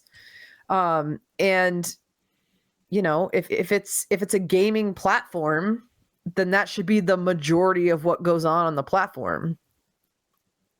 Well, I don't know. You could argue that it's supposed to be like a creative space, and that's absolutely fine. Yeah. But that's it's fair. like, and it allows people to express themselves in all different sort of ways, which is like gaming or making stuff, whatever. But there's also a case of like, there's creating stuff like art and like knitting with your baps out, or crocheting with your baps out, or skeletrics with your baps out.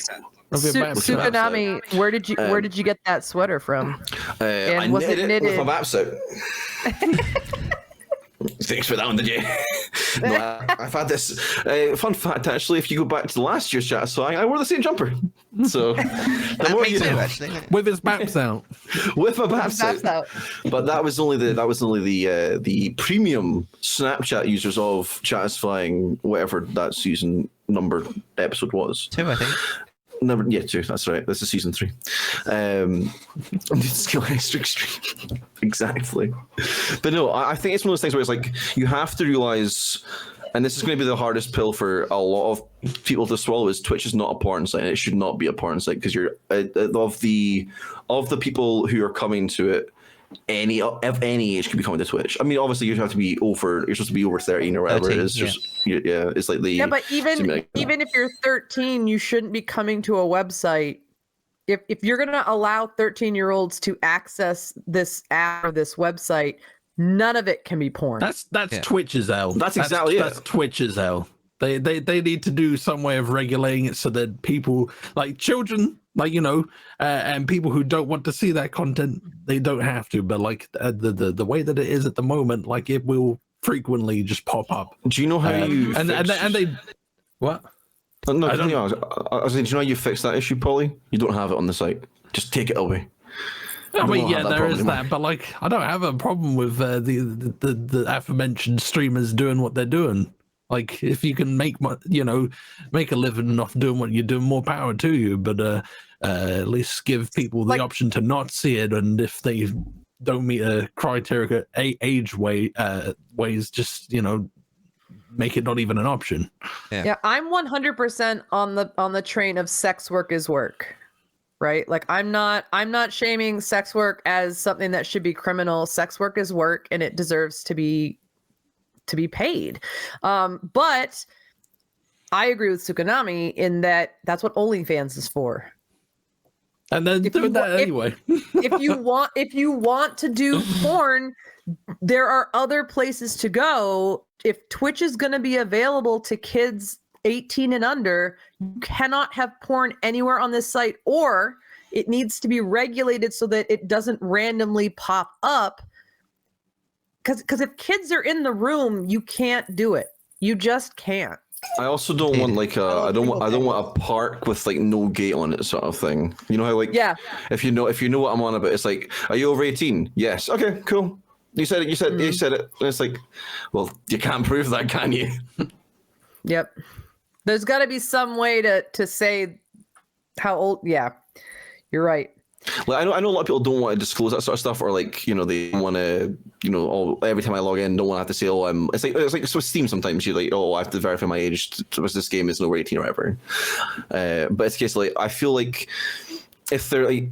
I feel like the whole having to try and verify stuff and like making sure people are old enough or trying to make sure that the as said like in chat said the adult filter is a joke. It's a case of like the easiest way for them to fix it is to remove it. And I think obviously they're gonna lose some people doing it, and it's like you can't really make money without spending money in that sort of sense the same way where it's like. I understand that a lot of people who are doing that sort of stuff obviously are making a living, and you don't want to put anyone out of any sort of business or job that they may have. But at the same time, it's also a case of like this might not be the right platform for it to be on in the future, because if it's going to have problems now, and it's been having problems for years, it'll only ever get worse. And it seems like most of the Twitch drama. With the bigger streamers are all surrounding these categories, so that's the problem. All right. Game review. So now is the time that we're going to start reviewing a game. The game that we're reviewing today is Pokemon Scarlet. So what we basically do is I've already reviewed this game on my YouTube. We're going to watch it together in a similar way to how we used to watch clips together on like Follow Sub or Dip, and then we're going to talk about it. 3, 2, 1, play that clip. Pokemon Scarlet is in the 9th generation of the video game Leviathan Pokemon. It takes place in the Paldea region, which is loosely based on Spain, and follows the main character through induction to school and then their treasure hunt, which allows the world to open up into a promising open world that at first glance appears very exciting and has a lot of potential to allow for a truly exploratory and permitting experience. Unfortunately, this is entirely wasted and ruined by the fact that each separate challenge is level locked, which severely limits choices for where you should go next to basically one option, giving the game one very much correct order. Unfortunately, this entirely undercuts the open world theme and assassinates the drive to explore. It's not even balanced and forces the player to grind either killing Pokemon for XP or doing raids over and over again. As I've said several times in my previous reviews, no game should ever force you to grind. I really wish I could figure what on God's green earth made them make the game this way. They must have known it basically strips the open world theme, which is clearly what they were aiming for.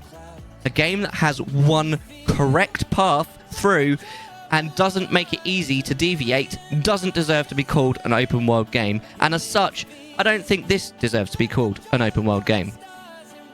It gets worse. Because it was designed as an open world game, the overarching story is fairly light on the ground, with 3 major stories playing out concurrently, with basically no side missions or anything outside these 3 objectives.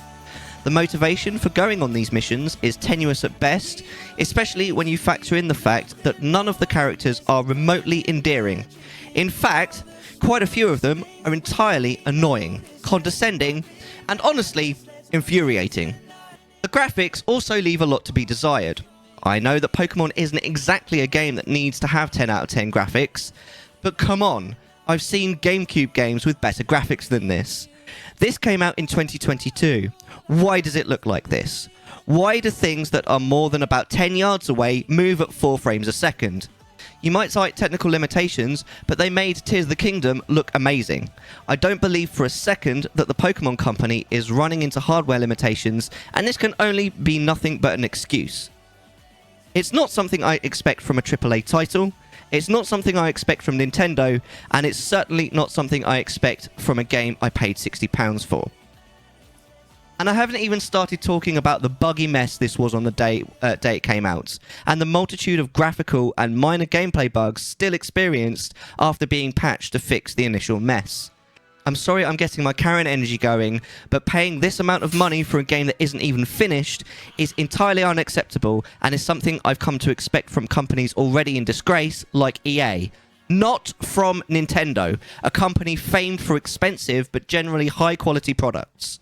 Never before with Nintendo have I felt like I've wasted my money on a mainline game. And if it wasn't for the fact that I streamed it and enjoyed my time with my community, I would genuinely regret the money I spent on this.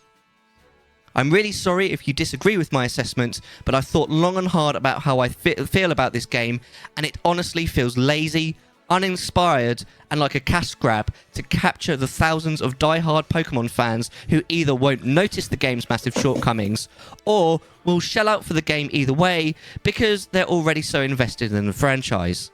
I am absolutely not judging or admonishing any of these people, but I absolutely am complaining about the companies behind the making of this game.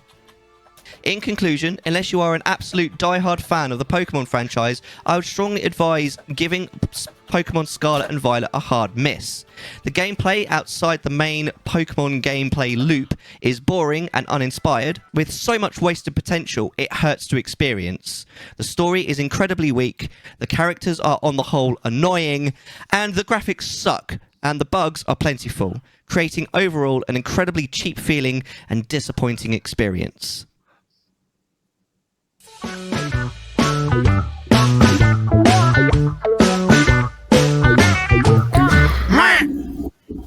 So, I mean, I don't think I've ever lambasted the game quite as much. The Matt at the end is always my favorite part of the review. I'll be honest with you. Honestly, I watched you play this game, Mellar, and I've said this before. This game was so ugly. I honestly could not believe it. I just on how it looked alone.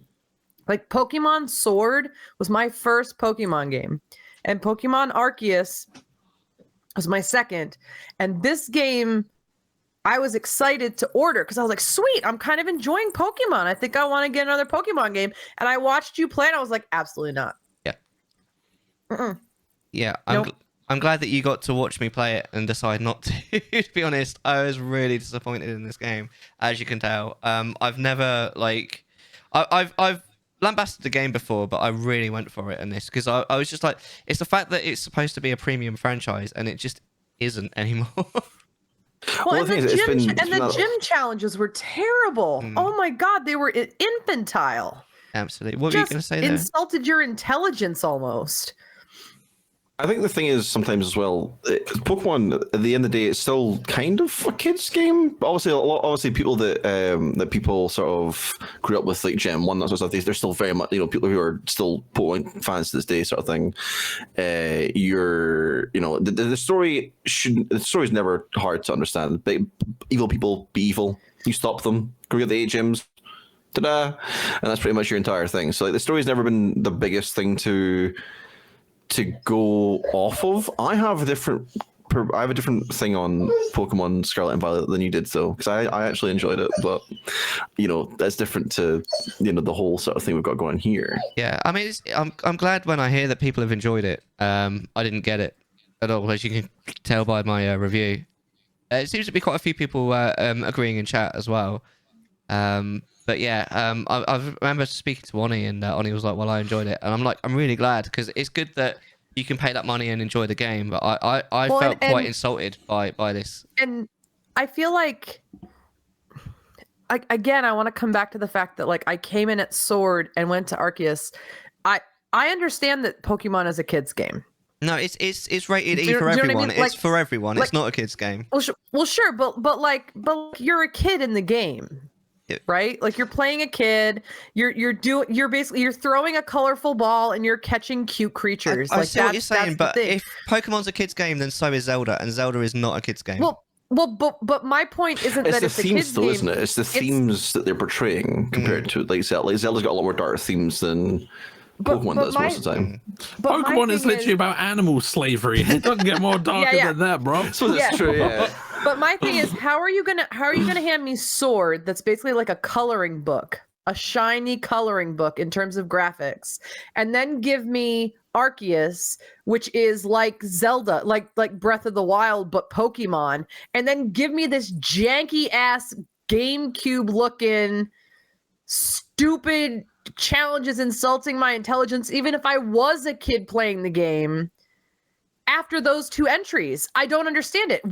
How did this degradation of quality where did it come from? Like, it was like they were going in this direction of more artful and more engaged in, and you're right, I'm not like invested in the story. The story is very like whatever, but the environment, the locations, the challenges, the puzzles, like that was all going in this amazing direction. I was invested. And this game, it felt like it just took us all back to like the Game Boy days. It was like clink clunk. Like it felt wrong in progression of what Pokemon games have been doing. I think it's a shame as well, because I think that the Pokemon, the kind of the Pokemon sort of overarching gameplay loop actually lends itself really well to a proper open world motif. I think it, like, if it had been properly open world, I think it could have been really, really good fun. It was really just let down by the fact that they level locked each separate area, which basically just ruined that was like one of the biggest things I had. Whilst I enjoyed playing the game, I'll always enjoy playing a Pokemon game. Yeah. But I also can say that Pokemon's not really been the same since it's left the DS. Like, it's become a different thing that, like, I feel like you can't compare, like. I feel like after it went to 3DS, things started, it became like more 3D sort of thing. It became a lot different than like your, blue to Diamond and Pearl to Black and White 2. It was like that's your sort of sprite sort of thing, where it's like, you've got all that sort of stuff. But then once it comes to 3D, it's like a lot more intensive and you're putting a lot more effort into this sort of stuff. But then it's also like they're pumping them out all the time. The thing is, maybe it was I think the problem maybe with, I don't know if the DLC is going to fix it at all, because I know the DLC just came out recently. Maybe I think it was like yesterday or the day before, to timestamp the stream. But to say that it's a case of like maybe it's a case of they didn't have enough time between the two of them. And the thing is that they were also working on Arceus at the same time. Yeah.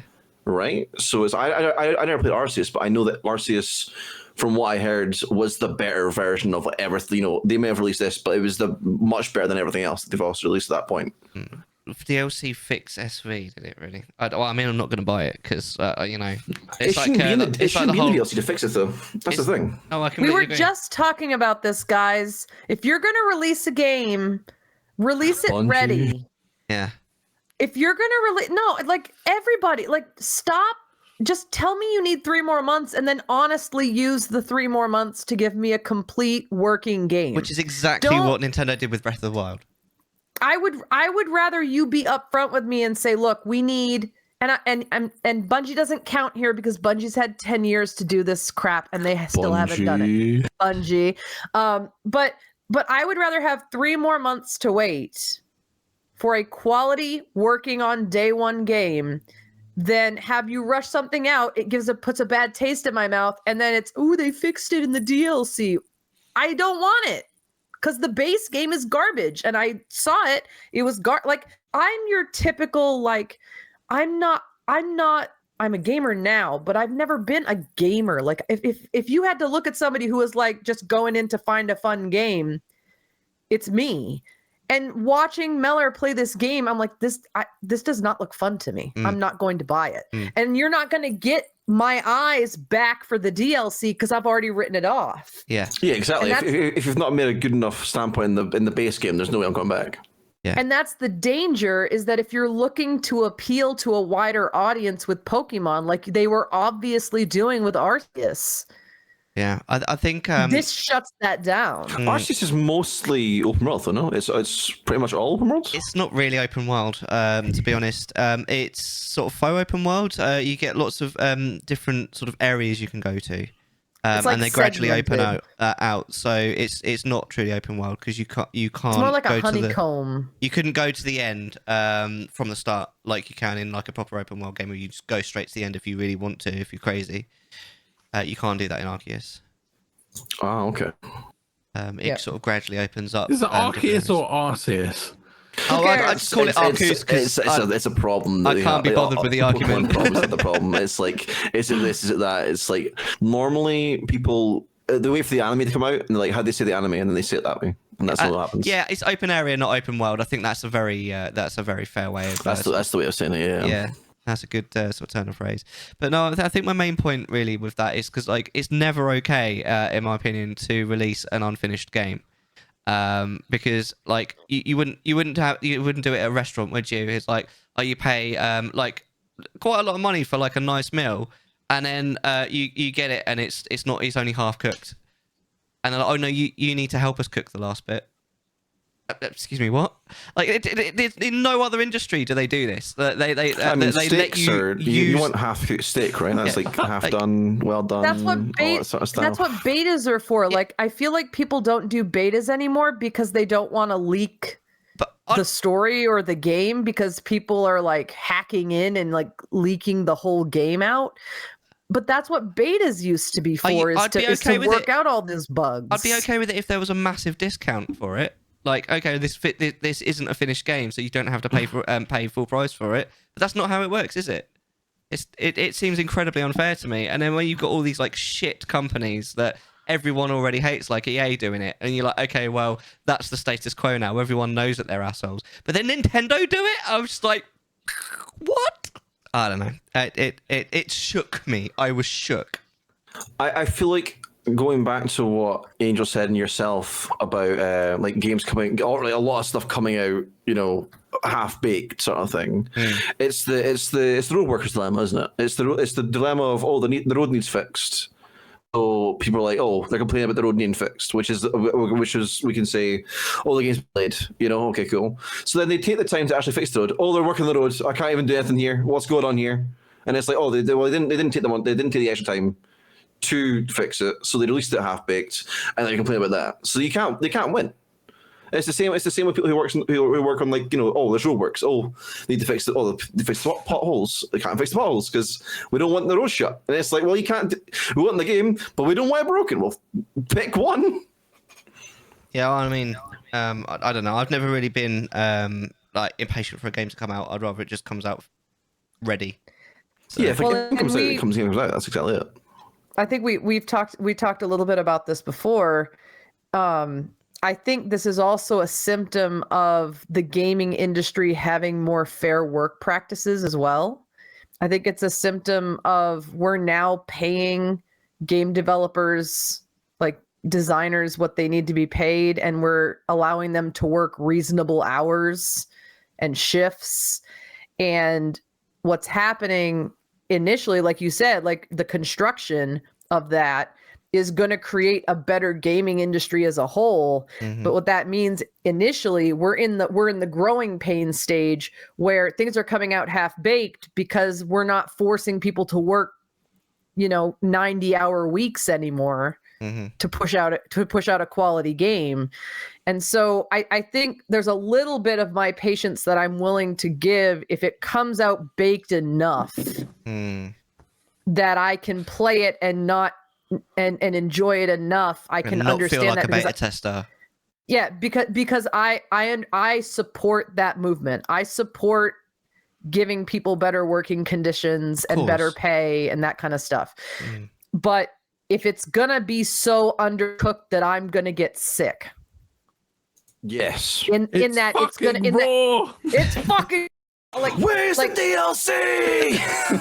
then you have to delay it. I think that you've got to take. I would rather take the hit of the construction complaints than the hit of the potholes damaging vehicles, creating lawsuits. Do you know what I mean? Like I would rather wait the 3 months construction time for a clean road that I can drive on and have a good time than continue driving in potholes. Because the other issue is that they quickly throw something out and then it just over time gets worse versus did not fix everything, which is just quickly go over it, and then it's like, well, it's not been fixed. It's a temporary patch, you know, and it's like, well, that doesn't help anyone.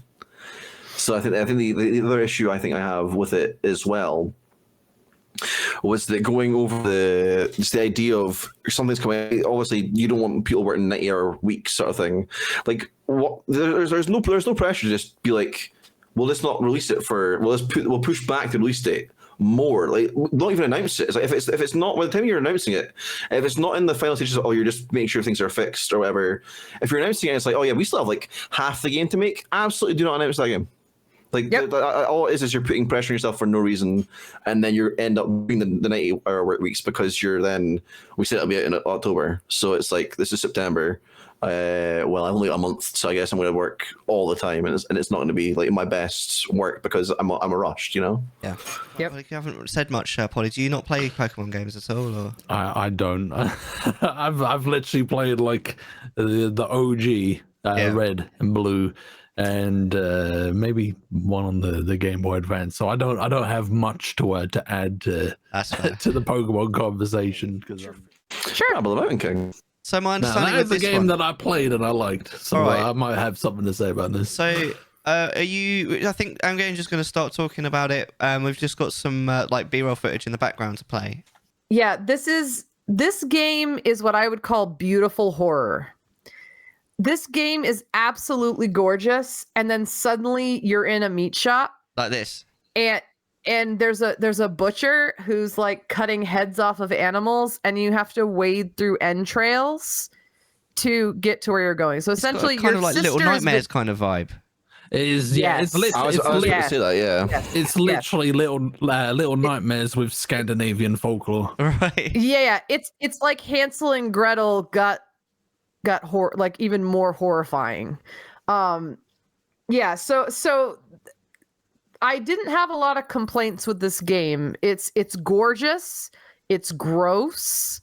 The story is very well told. Like every couple of rooms you get another slice of the story and the background of this mountain king and why he's the mountain king and how your world has become the way that it is.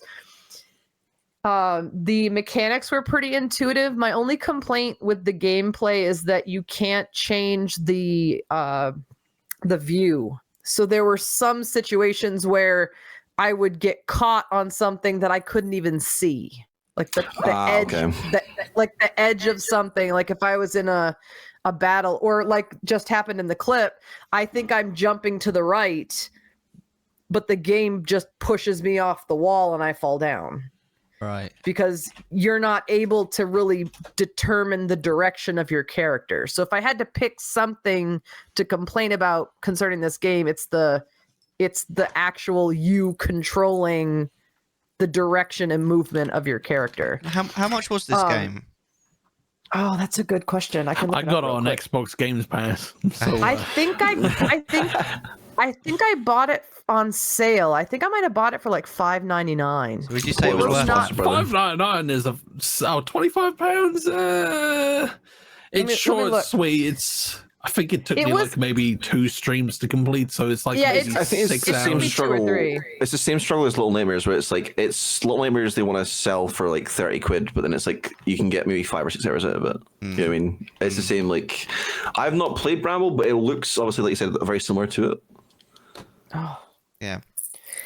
Yeah, so I don't know if that's made so yeah, and you can kill people in this game. Like I'm leading a little team of gnomes through this field of bear traps. This game has no murder in it. Yeah, a lot of gnome murder in this game. But honestly, the gnomes do. Like 30 minutes in, something I talk about with my book reviews a lot is that I want to care about the characters. I want to care what happens to them. So I'm going to be invested in the story if I'm invested in the characters, if I care. And it didn't take long for me to be like, I care about this kid. He's kind of a little shithead, but he's a shithead because he's a little kid, and little kids sometimes are shitheads.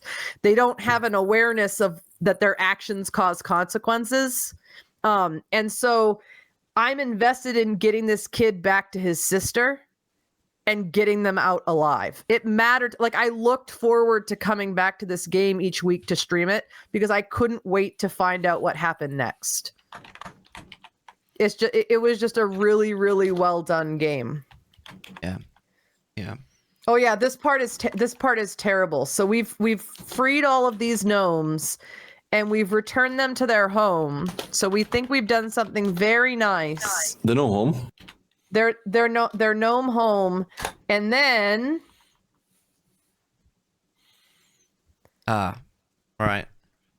We basically just collected them for this person. And amazing. But that's the guy that stole our sister. Right. So we're constantly. So you sort of helped the guy that kidnapped your sister by mistake, sort of thing. Yeah. Yeah. Because you're a kid. You're like a 6. You don't know it. You don't know any better. That's the thing. Yeah. You just think you're leading a bunch of cute little gnomes around. You and can then get the kid killed in graphic ways as well. This game did surprise me as well. My poor child got. Oh my god, what happened? He got macheted. He got cleavered. He got eaten. He gets his head bit off a bunch. I don't know if this is the clip where he jumps over the lily pads, but one of the clips is him getting sort of caught up in a Pied Piper kind of melody. And that's a terrifying spot where he goes across the lake. This spot we make a friend by killing all these little pine cone guys. Right. I think I get like it. I say, yeah, it's beautiful. It's a beautiful game, and the story is very, very good. And it's a nice short game, so you don't have to invest like hours and hours to get to the end. The only frustrating things were the controls. Sometimes to make your character look a certain way, and sometimes what you were supposed to do wasn't immediately obvious. Like there isn't a lot of. I think that's just a thing that all of the games like this, like Little Nightmares and Inside and Limbo have. Like it's not always immediately obvious, and you got to sort of apply the trial and error. Kind of a puzzle sort of thing. Yeah. You gotta make mistakes until you figure it out. You gotta fuck around and find out. It's trial and error. And so if you're a rage quitter, this might not be the game for you. Although what it does have going for it is if you do mess up, it doesn't send you all the way back to the beginning of the place. It sends you like 2 seconds behind. Right. So you don't waste a lot of time getting back to try again. I appreciated that. And also you don't have a health bar, which I thought was very interesting. You don't. So how can you tell when you're? Oh no, it's pretty much just insta kill. Everything kills you in this game. But I like that there wasn't anything to. There were like very few things to pick up and collect, but there wasn't any grinding. There wasn't any. You didn't have to pick up a bunch of materials or craft anything. There weren't new This is an excellent story game. It's just an interactive fairy tale. It's fantastic. It's a good game. Yeah. Fantastic. It looks absolutely stunning. To be fair, it looks great considering the sort of the situation you're being put in and the sort of the actual. I'm looking for the sort of the actual story and the environments you'll be going through. Considering it's very much like what Scandinavian sort of folklore sort of thing. Yeah. It's the sort of thing you expect. You sort of like, especially if it's very Hansel and Gretel and all that sort of thing. You expect like the big red mushrooms and all that sort of stuff. So, I mean, it looks very, very pretty and very, very sort of on point to what it should be doing. Yeah. Absolutely. So would you sort of agree with all that then, as someone who's played it, Low Poly Misfit? Is there anything that you would say about it that hasn't already been said? Nah, not really. I mean, £25 for the sort of 5-6 hour experience, maybe a little bit steep, but I'd say it's made by a small company. Just give your money and see what it's like. You know, yeah. It's a good game. I had a good time with it. I went into it not expecting really anything, and exceeded all of my expectations. It was a lot more gruesome than I was expecting, and I heavily fuck with that. Fantastic. Yeah, no, it's good. Amazing. It is a grape to have, though. It's like what point, like what is too expensive and what is not enough to pay for it, you know? Yeah. Because like games like this, games like Little Nightmares, like Inside, that sort of stuff, normally there are on the more indie side, and sort of there are smaller companies building them, like you said, Polly.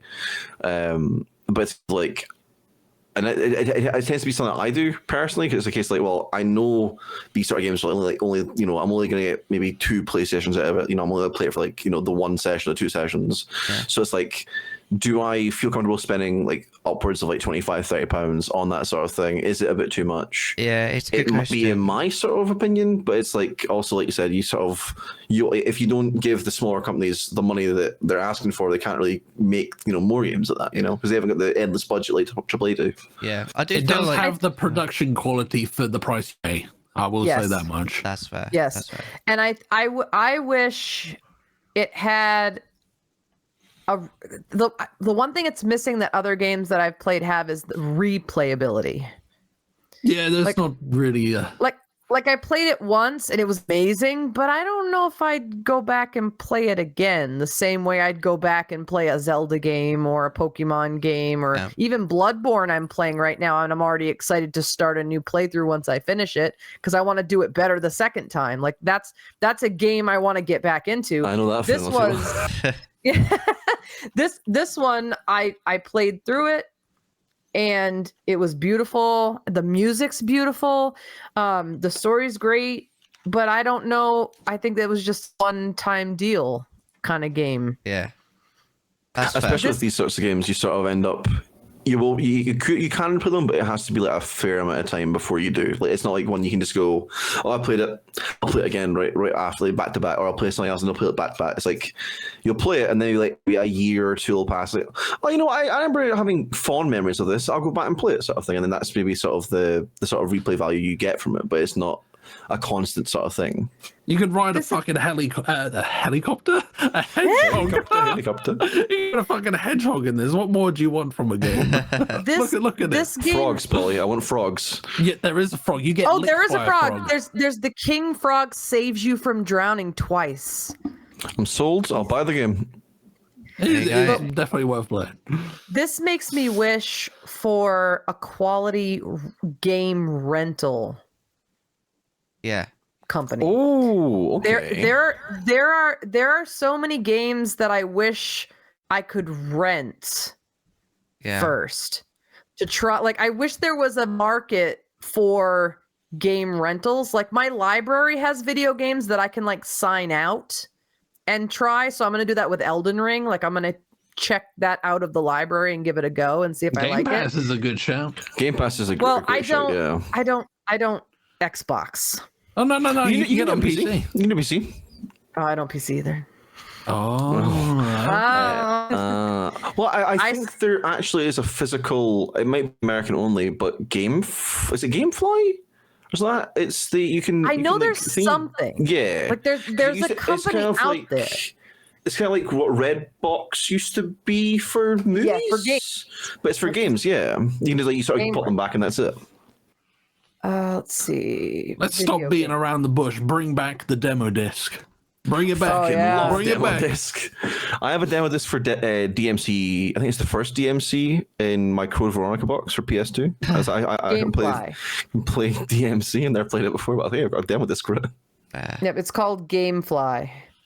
It's Netflix for video games. Is it just a US thing or is it a all over the world thing? Okay. Well, it says .com, so I'm not sure. Oh god, all these friggin' cookies. Just fine. Give me your cookies so I can look at this website.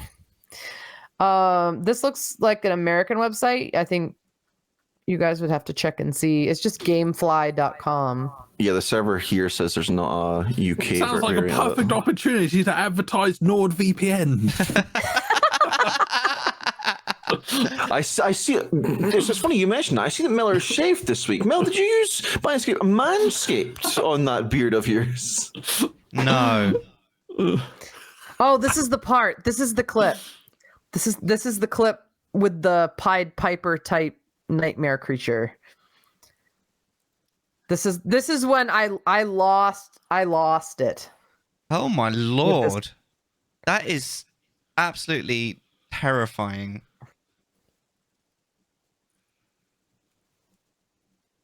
Yeah, just wait. That's not it. That's like Smash. She coming. Oh lord, she coming. Sure, yeah, put the music on, the sound on. Oh my god, oh my god, oh my god, oh my god, oh my god. Run, kid! So now I'm deep in the mud. Oh my god! like the girl from The Ring. Oh my It does a bit. Run, child, run! If she catches you, she bites your head off. Come on, baby. Come on, baby. You got it. You got it. Come on. I don't know how I did this the first try, but I got very lucky. Well, there you go. Close escape. Very, very close escape. Yeah. So yeah, Right. Bramble the Mountain King, give it a go. There you go. And it gets that Angry Angel seal of approval. Unlike Immortals of Avium, which we destroyed in the previous episode of Chattisfying.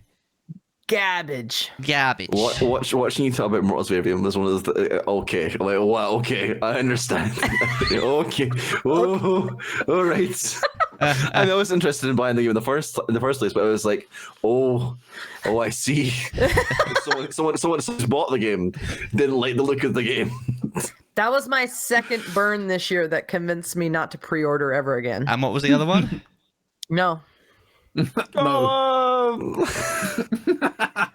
Look, I don't understand why you have to put my shame on display for everyone all time. So that other And people I'm can not learn allowed from to your talk- mistake. I think it's time to move on to the last segment, which is about crisps. A tier list of crisps, or if you're a Yank, chips. Do you recognise any of these, like, at all, Angry Angel? Because these are mostly, like, UK crisps. Oh god, it's so small. Sorry, That's I what can't she help said. it. It's average size tier list, okay? It's not that small. It's average. In fact, I think it's massive. Is that better? Okay, so are those Doritos Cool Ranch and Doritos Nacho Cheese? That's right. Okay, I recognize those. Pringles, I know. Good. I know the Kettle brand, but Right. I can't see the flavors. Did you dab when you sneezed? Salted No. and No. I don't know what you're talking about. balsamic vinegar. These are so fucking small. Big enough yet? Oh my god, I feel like a little old lady like What is this, a tier list for ants? You are a little old lady. ah, there we go. Oh, this is very nice. Thank you. Yes. Okay. I don't know what Walker's is, only that they make It's my just new Lay's. favorite shortbread. Yeah, it's just Walker's is lace. Lay's, yeah. Could someone please send me some cranberry clementine shortbreads, please? I have a problem. I've developed I would like that as well. I've developed I an don't like addiction cranberries. to Scottish shortbread, and I need more. But yeah, I recognize Luckily, like 4 of these. I'm your guy. I know. Okay, I know a guy. I know a guy. yeah, my new husband is Walker's. I think it's Walker's. Yeah. Brand cranberry and clementine shortbreads. They've changed my life. I can't Shortbreads. do without them. That's not a crisp though, is it? Shortbread's not a crisp, no. Shortbread's No. a bread. Yeah. No, But it's I got not even a bread. It's It's more of a confection, isn't it? yeah, It's like a biscuit. Yeah. That's really fun. Sugary. Right, so what I think we should do is like the only way that I think we're gonna make it out of here alive is I think each one of us should choose one thing to put in the God tier straight off the bat, Okay. and then we'll go from there. In the garbage tier. No, in the God tier. In the god Oh, tier. the god tier. So Ah. I mean, what would you want to put in the God tier, Low Poly Misfit, out of these beautiful English crisps? They've not even got the good ones. SMH. What would be the good ones? McCoys. Oh fuck that. McCoys are great. Nah. Mate, Oh, McCoys are there, I mate. suppose. McCoy's, what's it called? What's that? Thai sweet chicken. That is a god tier crisp. Yeah. That is I- like I- legit I- one of my favorite ones. I see a packet of these, McCoys like, there. is that on here? No. Flame grilled steaks there from McCoys, but I think that's the only McCoys I one mean, actually I feel like McCoy's deserves to be like. All right, so we're gonna put God McCoy's tier. just in general in God For tier. me, it's either McCoy's or Chili Heatwave Doritos. Those are my. All right. What are you gonna put in there then in the God tier then, Sukonami? I want to put Pickle Onion Monster Munch in the God tier, which is Yeah. the purple packet beside Salt and Shake. It's this one. Yeah, they're really good. To be fair, I really like those. I'm gonna put the cheesy Doritos in the god tier. I think they're just the best ever. I love those. Angry Angel, what about you? Have you got any here that you'd be like? Oh, cheese Doritos. Oh man.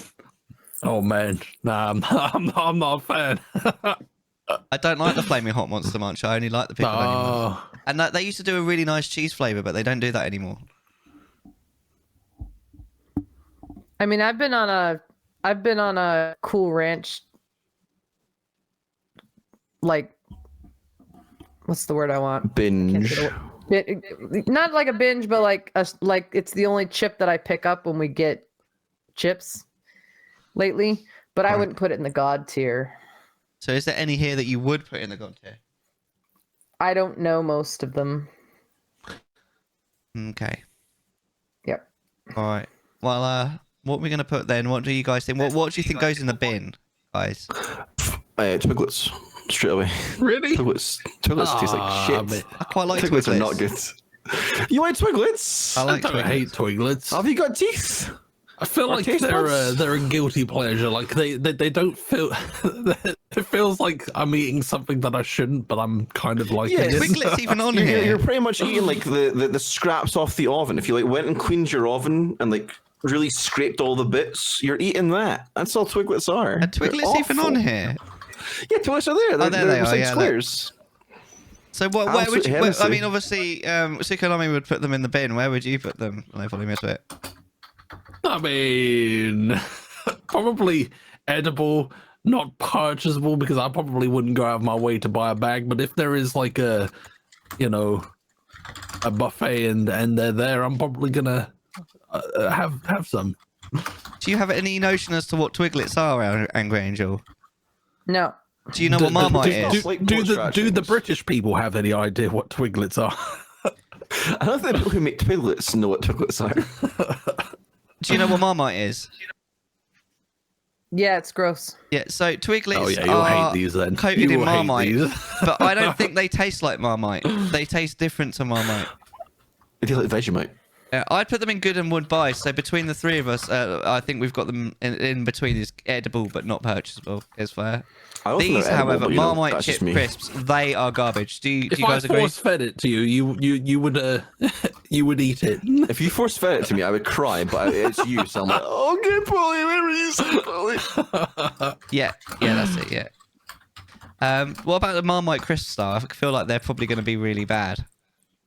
Wait, which ones? These ones, they're basically Twiglets, but flat. Man, I like those. You do? I've never had them. Oh, they're bad. just like Walkers, but Marmite flavored. Oh no, not good. You can put them in the garbage if you want. No. Where would you put them? I mean, it's probably not something that I'm gonna buy, but it's edible. Okay. Well, we're gonna put them in the garbage. Although coming from me, I'm probably not gonna garbage anything. So I'll let you guys make that call. I'm not overly fussy when it comes to things like this. Angry Angel, what would you say about like chicken flavored crisps in general, like chicken flavored Lays? They're alright. I'd say they're mid. Mid. Angry Angel, you ever had chicken flavored crisps? Chicken flavored Lays. No. What about you, Sukonami? What do you reckon? Remind me of Christmas time. Yeah. But only because they're only ever. I feel like there's the chicken ones, but chickens are sold year round. But there's like I think there's turkey ones that you can get that are sold around this time. Yeah. I don't mind them personally, but it's also a case of like it wouldn't be my go-to. But if it's like, oh, it's there, they're fine. Yeah, they're fine. They're Christmas time. Chicken crisps are fine. they're good and I would buy. But I would probably only buy them if they were like in like you get those packs in a multi-pack. Yeah, you got like 6-pack. Oh, it comes with 3 of these, 3 of that, and 3 of the next thing. So. Maybe that and good would buy. Yeah, I actually buy them on their own. I love them. I'd put them on the top shelf, but I'm gonna go. We'll go obviously with the group, and we'll put them in good and would buy. Is that your meal deal packet of crisps of choice? Yeah, I buy the multi packs, but the multi packs just have one flavor. I'll buy the chicken flavor. I love the chicken flavor. I think it's amazing. I want to bring up Salt and Shake. Okay. Because I don't think you should sell me a product, much like Pokemon, that I have to then finish myself. I agree. They've given me potato chips with no salt on, and there's never enough salt. So I always end up having to go into my kitchen and getting the salt and putting more in the bag. That's interesting because most of the people that I've ever seen with Salt and Shake never use the whole bag. So maybe that's the problem. Maybe it's the fact that you require more salt than maybe is average. Mate, Salt and Shake is a certified granddad crisp. Yeah. I went through a phase of only eating Salt them. and Shake. They're great though. Like, I don't like the fact that I have to like build them myself, you know. Yeah. But I went through a phase where I sat and ate them, but I just don't think I should. You know, you shouldn't have to build your own snack. So where would you put them in the garbage? I think they're edible but not purchasable. Like, why would I go out of my way to buy something that I have to then make if there's also just another, like, I can just buy ready salted crisps That is fair. without having to, yeah. What do you reckon, like, Polly Misfit? Probably edible but not purchasable. I mean, I've never even like. Do they even still sell these? Apparently, I don't so. really like go out looking for crisps. To be fair, like it's not my go-to snack. But yeah, I'd probably say just edible, but Fair enough. Ready salted. What do we reckon? Angry ready Angel. salted. I felt like that's just a solid mid-tier. You reckon? Good and would buy. It's not my favorite. Like it's the Walkers is not my favorite sort of ready salted, but like you know, if it's there, I will have it. Fair It's Simple a as. safe choice, isn't it? Yeah, It's like if I'm having people over, we're gonna have some sort of confectionery. You know, might make crisps. Nobody doesn't like salted crisps. I will then say pretzels because that's an American confectionery as well. Pretzels. Yeah, do you like pretzels, Angry Angel? I like pretzels. I mean, what kind of like, are they sticks? Are they little twists? They're Are little they twists, aren't they? They're Look, salted. do they look like a pretzel? they look like pretzels to me. Like, are they like love this? salt. Like a pretzel? Yeah. Yeah. Look. They're there. Look. They're still nice and big for you. Are you they're in bidding the the garbage? pretzels? Oh, I've just put it there just so we can differentiate. So we can Okay, see. yeah, we can. We can negotiate. I mean, I only have pretzels when I have something to dip them in, like hummus, Ooh, Or- I don't think I've ever dipped or pretzels before. peanut butter, or like peanut butter pretzels. Okay, or you got me sold on peanut butter. So I would buy them, but I would buy them as like an accoutrement to a dippable Baguette. substance, like hummus or peanut butter or chocolate. Like if you're doing like a fondue, a chocolate pretzel with a little bit of like peppermint shavings to dip. So you can buy chocolate covered pretzels in the UK as well. Oh, they're Yes. good. Yeah. They are good. Yeah. Does We got does a the sweet and variety salted pack. thing work together quite nicely, does it? Because I can't imagine that being nice, but It's like salted chocolate though, It's because you also have sweet and you salty. have the thing of it. right. Yeah. Yeah. It's like, do you ever eat a packet of crisps and then have a chocolate bar afterwards? You're like, that Or was like good. a Or is that just peanut me thing? M&M. Do you guys have peanut M&Ms? Oh, Yeah. see, I don't like That's- them. Yeah. Right. That's the easiest comparison I can make because you've got the peanut, which is kind of more of a savory. We should have done a covered in- candy tier list. Yeah, we Have to should do have that done. next time. Yeah, candy tier list would be fun. Yeah. Put one for next time. I say they're top shelf, but obviously a lot of people, it's situational for certain people. Because I'm the sort of person who'll sit there and eat pretzels out the bag, full sale, all the pretzels. But obviously some people need to. Are you dip and gonna stuff. go out of your way to buy pretzels though, or are they gonna be I the have. thing like where I have you? in the past. Oh, okay. I would go out of It's- my way to buy flavored pretzels. So like there are pretzels you can get here that are like they're like Pringles, but they're pretzels. So like they're like a honey mustard pretzel. Oh, So instead of interesting. being salted, it's got like soaked in like a honey mustard kind of a flavor. Like those would be more of a snacky pretzel. I wouldn't buy a pretzel to just eat out of the bag because it would dry my mouth out. Like it's that. Because again, it has to go with something for me to be worthwhile. So for me, it would be good and would buy, because for me, it has to go with something, has to go with it to make it edible for me. Could I fight that pretzels are normally pub food as well, though? That normally you're out and it's like, it's a thing you normally have at It's the pub. just a picky bit, isn't it? Yeah, it's Like kind of like the trail mix sort of thing. Oh, I've got this. It's just gonna be in a bowl at a pie. Yeah, exactly. And I'm gonna put my hand in that bowl and have a good time with it. If I bend, I would shatter like a breadstick. That's what happens. I would just turn to dust. Sukonami's legs need some hummus. You gotta Or rub them a on. nice peanut butter dip with his baps out. Just long, knobbly, and breaks easy.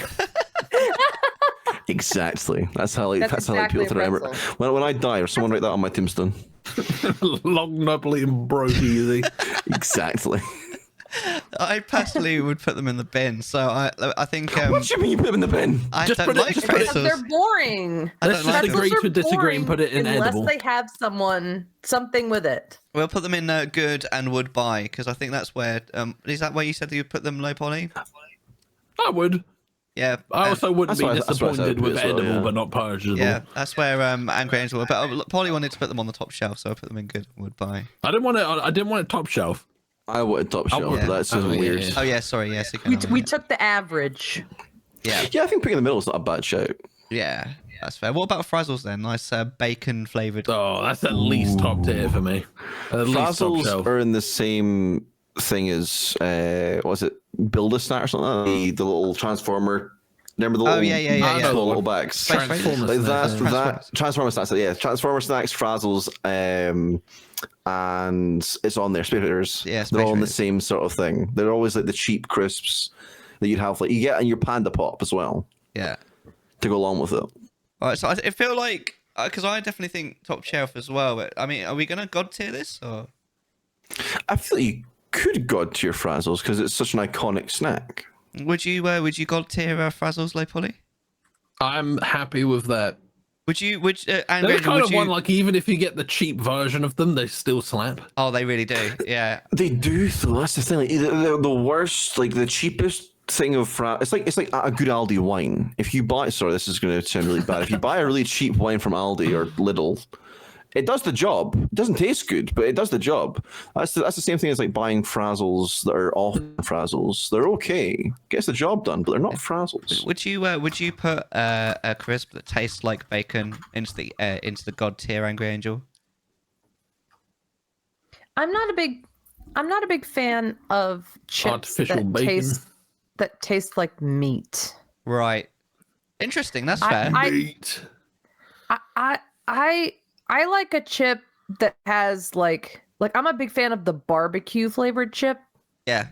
Like a barbecue Yeah. chip. I quite like the barbecue like Pringles a- are good, aren't they? Like a sour cream and onion, or a cheddar and sour cream. Like I like cheesy. You like a condiment crisp. Yeah. Yeah, like a crisp. Just not not a Marmite crisp. No. Like I would have a cheeseburger with chips, and I don't want the chips to taste like my cheeseburger. Right. That makes sense. But You know do what you I want your do you want your chips to taste like tomato ketchup? Because they can. Oh, tomato sure. flavored Walkers, tomato ketchup flavored Walkers are amazing.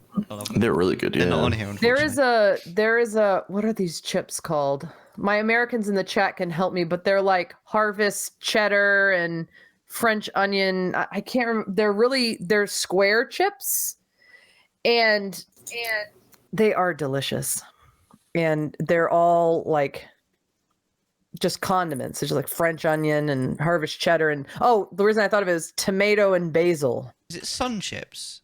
Is it these Sun ones? Chips. Oh Yep. yeah, I know what sun Yep. chips Yeah, are. we I get know what Sun they are. chips. I don't know what sun chips are. Sun chips are like a fancy wheat thin. You can get them in They're- Lidl.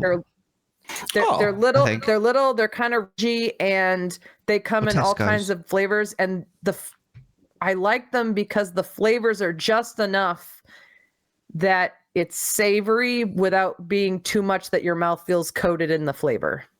Yeah, they're really good. Like the powdery. Yeah, they do them. I think actually it's in Tesco's nowadays, Sun Chips, but there's lots of different flavors. They're really nice.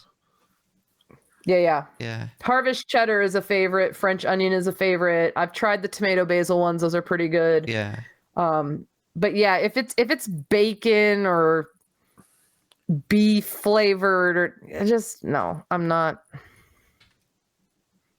Yeah. I'm not into that kind of chip. That's fair. What about prawn cocktail? No. Oh No, we talk about skip. We talk about skips. Skips, I fucking love skips. The thing about skips is skips. I don't mind. I don't mind skips. Melt. Like you put a skip in your mouth and it goes. It sticks to your tongue, doesn't it? Yeah, it sticks, and then the more moisture's on your tongue, it starts to melt, and you're like, that's good. And then you put another one in. But the thing is about skips is you do them one at a time because you like the little feeling you get. Yeah. So you'd put them on the top shelf, would you, Sicko? Yeah, I put them on the top shelf. I think I probably would as well. What about you, Polly? I don't disagree. I like skips. Like, I don't like prawn cocktail flavored crisp generally, but skips I will tolerate. Yeah. Do you have any notion as to what these are at all, Angry Angel? So the husband and I go to Epcot every year for the Food and Wine Festival. Yeah, Disney I don't World, think they have skips there then. well, right, but you're saying they're shrimp flavored, right? They're shrimp. They're prawn cocktail. Vaguely, they're sort of shrimp. What we like to do is we like to go Japan. The Japan area of Epcot has like snacks from Japan, right? That you can go and buy, and I've discovered new snacks that I really like. And one time we bought prawn chips, and I couldn't tell you what brand they were. They were the most disgusting thing I have ever put in my mouth. And again, but I think that leads back to like I don't want my chips tasting like bacon, right, or meat. I don't want them to taste like seafood either. I don't want a tuna flavored chip. I don't want a shrimp flavored chip. What's weird to me is that there's certain types of crisps or chips that I eat that I love the taste of, but when it comes to the actual thing, I hate it. Yeah. For instance, like pickled onion Monster Munch. I absolutely love pickled onion Monster Munch, and that's why it's in God tier. But I do not stand pickled onion. Yeah. Anything. Oh, I like a Oh, I hate pickled onions. Yeah. Ugh. That is fair though. Yeah. I feel that way because I don't. I suppose. I don't know. I was going to say that I don't like prawns, but I actually kind of do. But I don't think that prawns and prawn cocktail taste anything similar. I think it's different, artificial flavoring, right? Yeah. Yeah. Well, and that's such an interesting idea. That makes me think of things you get that are banana flavored. Oh, see, Like I love artificial banana flavor. That's a good reason for that, though, isn't it? Banana milk here's- slaps. Yeah. But here's the thing. The stuff that we get that's banana flavored is based on the flavor of a banana that no longer exists. It's an extinct genus, isn't it? Because crazy. bananas are seedless. You have to make them by like forging them together. So the real world bananas that we eat, I don't remember. I think it's grafting. I think you graft two plants together to like create a new. So it's basically just a dodo fruit. Yeah. Kind of, yeah.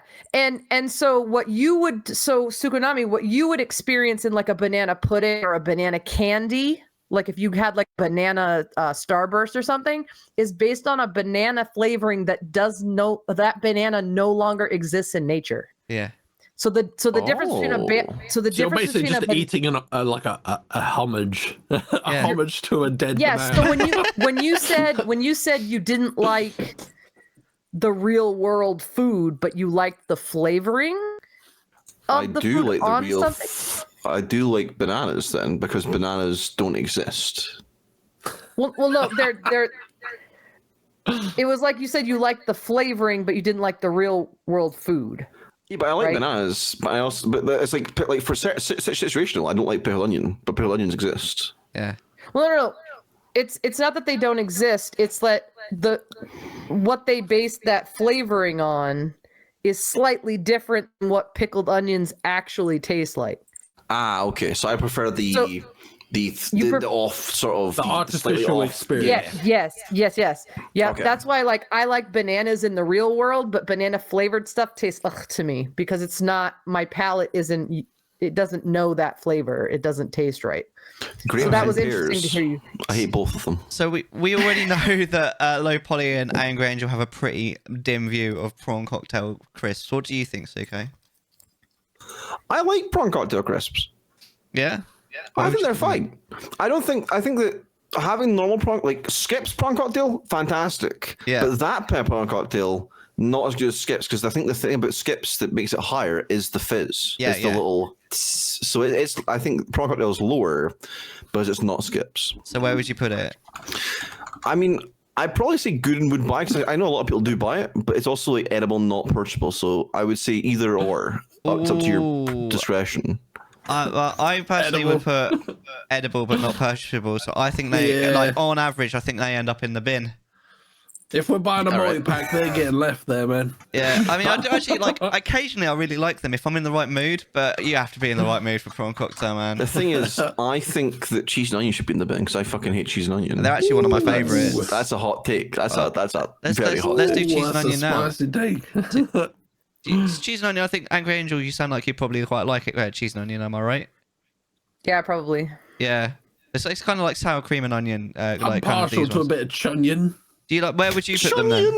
Yeah, I'd say like it's a solid mid tier. Like I'm happy with it, but I'd put again, them... it's you know, it's a vanilla choice. Yeah, I'd put them top shelf. I understand people like you them. can put it top shelf. I'm okay if you put them up there. Okay, I don't mind. Where would you actually put them? They are good in a crisp sandwich, to be fair. Would you put them in the garbage? Would you, Suko? Would you put them in garbage? I don't know if to me, yes, because I got upset when they changed the color from blue to like green to blue, because remember salt and vinegar and cheese and onion used to be green and blue, and then they swapped them around, and then I accidentally would buy cheese and onion crisps, and I'm like, well, I've just ruined my entire day. So I would put them in garbage, but that's not that, you know, I understand that other people enjoy them, so I'm like, okay, they can exist, but not for me. Yeah. I love the idea of the color scheme, because it's the same here. Like salt and vinegar is the blue color, and sour cream and onion are green, and sour cream and cheddar are orange. So like if I just walk into the chip aisle, I know to avoid the blue ones because it's salt and vinegar, and I don't want anything to do with that. That is the same in the UK, apart from for Walkers, who decided to do it the other way around for some reason with the green and blue. I'm not really sure why. Literally every other brand will be here green. That's that's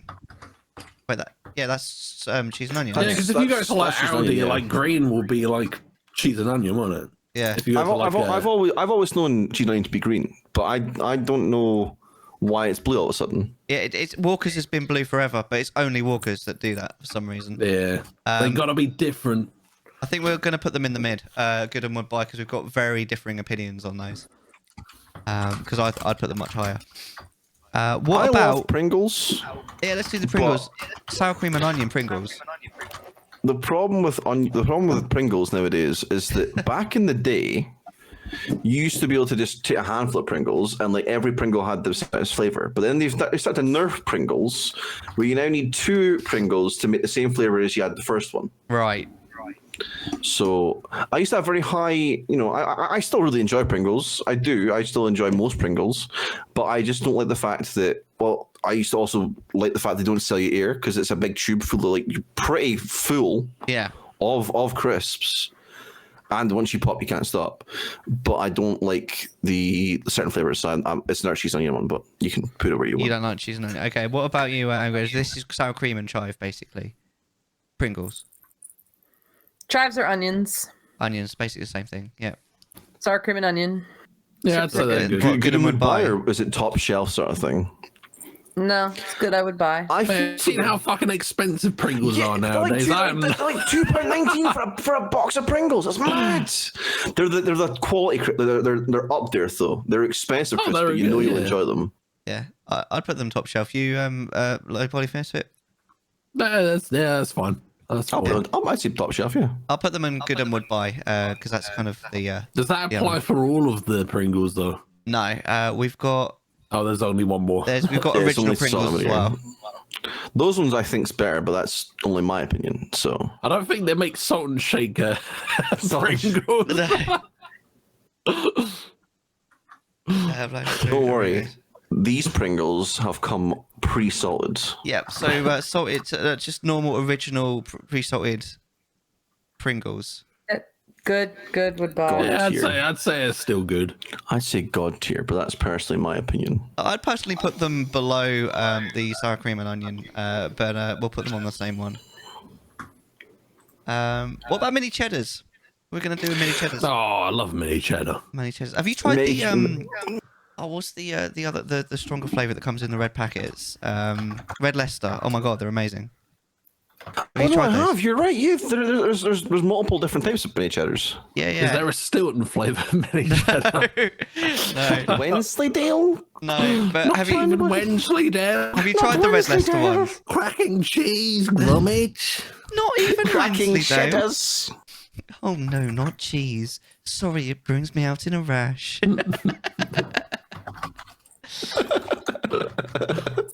No, the Red Leicester ones are amazing. They're so good. I mean, the originals are still amazing. No, they're really good. I think there's barbecue ones as well, right? Of mini cheddars. I think there are.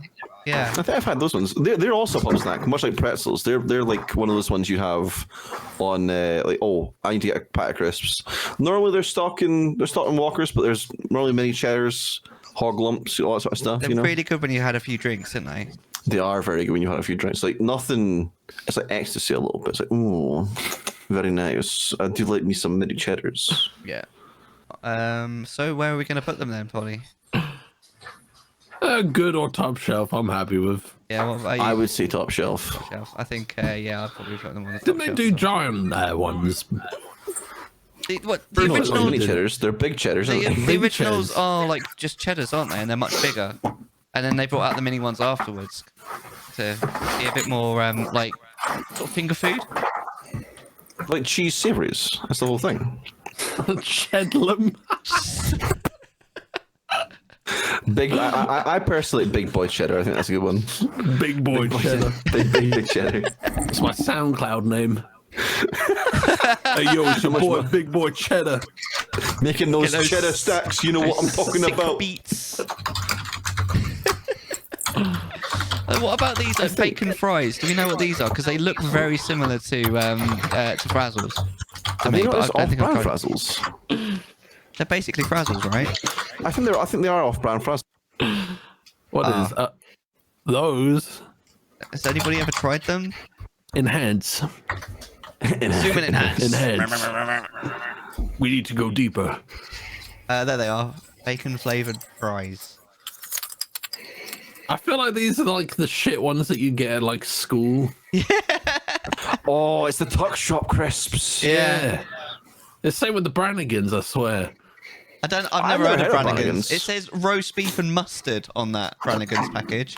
You think it's posh school Tuck Shop? I am the man with no name, Zap Brannigan. It says proper thick cut crisps, Brannigans. So they look like they're trying to be posh. Posh crisps. I don't think they are. I feel like they're like Poundland Walkers. I feel like they're trying to be posh crisps. They do look like they're trying to be posh crisps, don't they? Yeah, so bacon flavour fries. Shauno says they comes with the scampi fries and the crap ones. Oh, they are pub crisps, aren't they? So they're the same. So they're the same as thing then. Okay. Oh, you get them in geezer pubs. I get it. They come in Geezer pubs. Yeah, in geezer pubs. They're the same. They're Smiths. They're made by the same people. They're clearly the same brand, don't they? Yeah. Didn't even notice. I get the feeling that these are probably going to go in the bin. There seems to be a lot of negative sentiment towards these, even though I've never tried them. You don't go out of your way to buy them, do you? You sort of like, oh, I need something to scran on. Oh, we're at a pub. Oh, these are chips, crisps, whatever. You can have them. Yeah, fair enough. Yeah, I've never had the scampi ones. I'd love to try them just to see what they're like, but I can't imagine liking them. I suppose you know. Have you had the scampi flavored knickknacks? No. Paddy wax. Give a dog a bone. No, are they good? They're fishy. Oh dear. No, that sounds horrible to me. Yeah, they're not the best knickknacks. That's fair enough. The scampi ones are amazing, says Shauno. I agree. I know we've already put pickled onion Monster Munch up there, but Space Raiders. That's another certified school snack, man. It's Space a Raiders certified banger. Yeah, definitely a school snack. What are we doing with Space Raiders then? The Brannigan ones. No, the Space Raiders. Oh, Space Raiders. Space Raiders is just as good as good. Just good. Yeah. It's pickled onion. Yeah. It's good.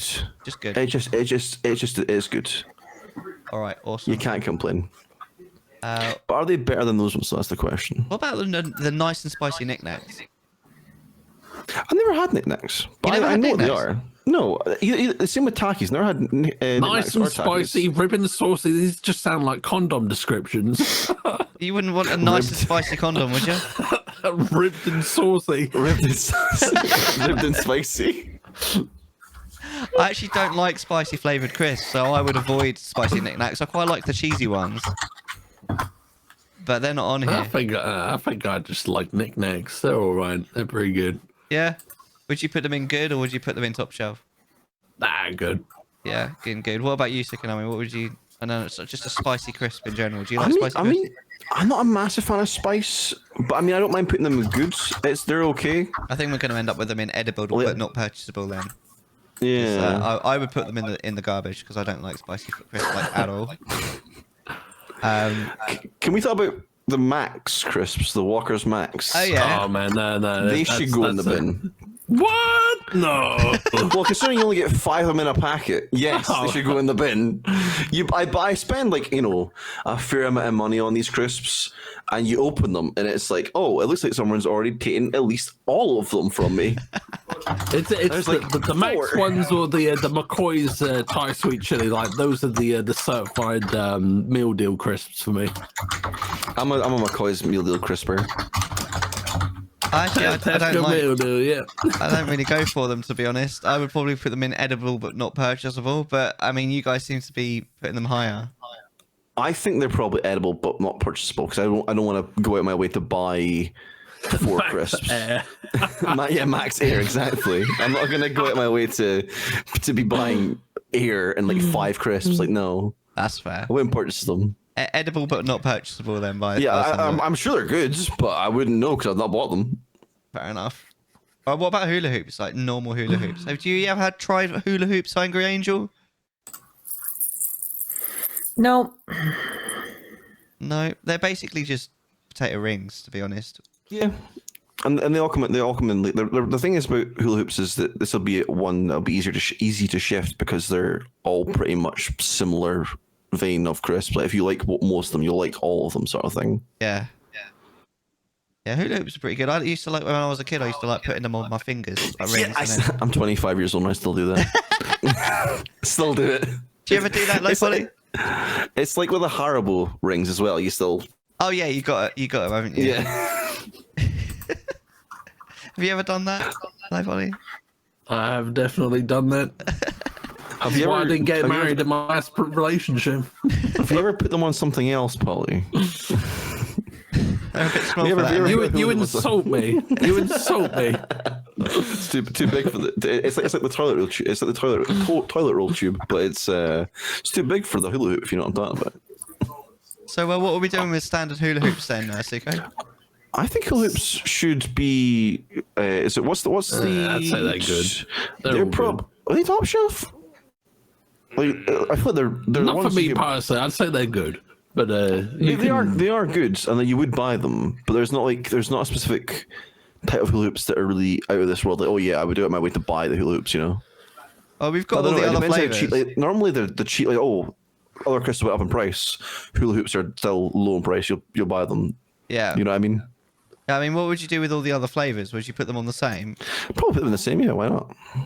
Yeah, I quite like the cheese and onion ones, to be honest. The beef ones are pretty good too. Ones further up if you want. Oh yeah, the beef ones are good. Yeah. Should we put the beef ones on the top shelf? Yeah, put the beef ones on the top shelf. Hell yeah. Quavers? Hell yeah. Quavers and are the ones that are like, both of those ones are like childhood crisps for me. I would devour Quavers and Wotsits. Like those are just, they're up there. They're comfort foods. You just snack on them. You just snack and snack and snack. Let's see if Angry Angel's ever seen a Quaver, because they're quite weird. No, I want to see the actual crisp, not the packet. Here you go. You see, like they're very sort of airy. Oh, it's in the worst way possible, like toenail clippings. Like really. They do look a bit like toenails. Those are some fucking girthy toenails, bro. Yeah, but have you ever had anything like this at all, Angry Angel? They're cheese flavored, but all the flavor is on the outside. You can literally lick it off. We really have a different world. Yeah. When it comes to crisps. What's in America? What sort of crisps have you got? We've got lots of chips, but not any of this. None of the So the are big these all olds. like really weird to you? I mean, it's not that it's weird. It's just different. I mean, would you eat something like this? I see a Quaver sandwich over there. If it's just cheese, Yeah. I mean, just cheese flavor. Pretty simple, right? It looks like I might have a texture issue. Yeah, the weird thing that I always say with Quavers is you can't like have Quavers then chocolate or chocolate then Quavers because it's like a powder that's on the top. So if you eat anything sticky with it, then it like the flavors just mix and it's weird. It's the same with Watsits, where Watsits will get all over your fingers, and you're like, yeah. Trying to like get all the cheesy. That makes me cringe. You know, there's the fucking scene in Toy Story 2 Toy where Story 2. the guy falls asleep with the Big Al from Al Toys Barn. Mate, I still think about it. It haunts my dreams. It lives rent free in my dreams. I honestly, it's put me off of Watsits. So where are we putting Quavers then? What's this? I feel like Angel would know because they're just cheese puffs. I say that they're pretty top shelf god tier crisps, but that's I'd put them that's quite high in my opinion. What about you, Lo-Fi? Quavers. I mean, I'd say they're top shelf. I like a Quaver. Okay, I think they're going to end up on the top shelf just about. They nearly made god tier, but I think they just about miss out by the response we just had. Texture wise, they're like prawn crackers if you have those. Yeah. Quavers can injure the mouth if into that angle is true.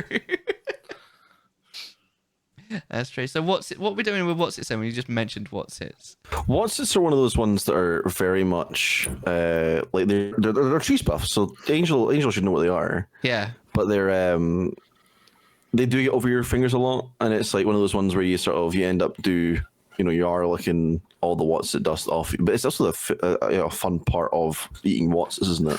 Yeah. What, licking your fingers? Yeah. Big fan of licking my fingers, The worst part of that entire interaction about licking my fingers is my grannies came through to say that tonight to me, and all I saw was the hand come through like that, and I'm like, I love licking my fingers. I'm like, yeah, great. So what are we gonna do with the Watsits? Do you like cheesy puffs? Do you like cheese puffs, Angel? Angry Angel? I'm only hearing about half of what Mellar is saying. We're Can back to someone that tell again. me what he's saying? Do you like cheese puffs? Yes. How good are cheese puffs in your opinion? They're okay. They're kind of messy. I don't like messy chips. So if I'm gonna have cheesy puffs, I'm not gonna have very many of them. So you're not I'll not have the whole bag sort of thing. Like, I'll have some, but not a lot. No, I'm honestly I'm not a big snacker. Like I'm not a sit down with a bag of things kind of person. I'm more of a meal person. So like I like to have a breakfast, a lunch, and a dinner. You guys see me appear to be snacking, but really it's just me eating parts of my dinner slowly. Right. I'd say a share bag of Doritos as a meal. Well, I mean, usually what I'll have is I'll have like a sandwich or a cheeseburger or a slice of pizza or something with some chips on the side and maybe like a fruit. Like sometimes I have a bowl of grapes or something like that. Yeah. So a lot of this kind of stuff would be like a side to a sandwich or a side to a meal. It's more of a side dish for me than it would be its own snack all on its own. Right. So cheesy poofs are fun once in a while. Would I eat a lot of them all in one sitting? Probably not.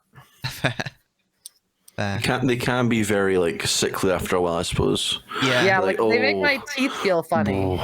Yeah. That's I know what you're talking about, yeah. So where are we putting Watsits then? Well, I think Watsits deserve to be in top shelf. Top shelf. All right, fair. What else have we got? The Chili Heat Wave Doritos and the Cool Original? God tier. Well, both of them. Chili Heat Wave is God tier for me. I know you guys don't rate. I know you guys don't rate spice, so I don't have a problem with you bringing it down a bit. But yeah, I think he's right though. I think they are like of the nation. People love Doritos. The same as Sensations. People love Doritos and Sensations because of the tingle they get from it. So where would you put the Chili Heat Wave? Tsukunami? Probably top tier. God tier. I will accept. I will. Yeah. Do you like? God tier. Do you like spicy chips, Angry Angel? I can do spice, but I can't do a lot of spice because I grew up poor and white, and so I ate a lot of not very spicy foods Right. growing up. So my palate didn't develop to handle spice. It's relatable. I get behind that. Like most of my stuff was tomato sauce based meals, and noodles or meat, like hamburger helper type stuff. I'm familiar with salt. So the husband has been introducing me to like spicier Thai food, Indian food. I'm a fan of, but I can only go like a little spicy. Fair enough. So would you sort of put it in like edible but not purchasable then? Or not? Yeah, like people eat them. I wouldn't eat them. Okay. I'd probably put them in garbage. The husband would absolutely eat them. Right. He likes spicy chips. Fair enough. I think we're going to have to put them in the top shelf. It gets brought down from God tier by me hating them, I guess. I feel like it gets brought down because spice ain't for everyone. Yeah. Heresy from the Mellar discourse here. Can't believe this. Right? What about the cool original though? Are they not just like natural? So they're just plain natural chips. Yeah, they're quite plain, aren't they? Yeah, there's nothing to them. It's just cool original is generally just. They go really nicely It's with just like a corn chip. With like I think it's still a top shelf one. Yeah. Like I'm still gonna like gorge on some gluttony spiral if I have a big fat bag of that. They go really nicely with salsa, don't they? Yeah. I was gonna say that the original is probably more of a dipping one than Doritos. Than the chili heat wave being like, oh, I can just sit there and eat out of the bag. Or like, the cheesy one. I'm gonna dip these ones, sort of thing. Yeah. Yeah. I think I'd agree with top shelf. What do you reckon, Tsunami? I'd probably say top shelf. Yeah, I think that the fact that it's also open to dipping a lot. I feel like the cool original is more open to dipping that way compared to the other ones. So it's like, I'd say so. Yeah, we all agree on that because I wouldn't put them as high as the cheesy ones for me, but I do think they're really good. There's the thing is there's so much cheese for the cheesy ones, so you don't really want to. Like, if you add anything else to it, you wouldn't add anything to to the cheesy ones, would you? Yeah. Exactly. What about because these are a bit of a weird one. Worcestershire sauce flavored. Worcester sauce flavored. I don't like Worcestershire. I don't mind it. I don't mind it. I don't hate it, but I'm not gonna buy it. The crisps don't really taste like the actual item. What is the actual item used on? Is it like kind of like a soy sauce sort of thing? You know what Liam Perrins is, right? No. Oh, in that case, I don't really know how to explain it. Liam Perrins is Worcestershire sauce is like if soy sauce and like steak sauce had a baby. Yeah, I'd say that. It's like an A1 kind of steak saucy thing, but it's more watery. Yeah, it's quite so liquid. Like we'd put Worcestershire sauce on like hamburgers to moisten them up and give them a little bit more flavor.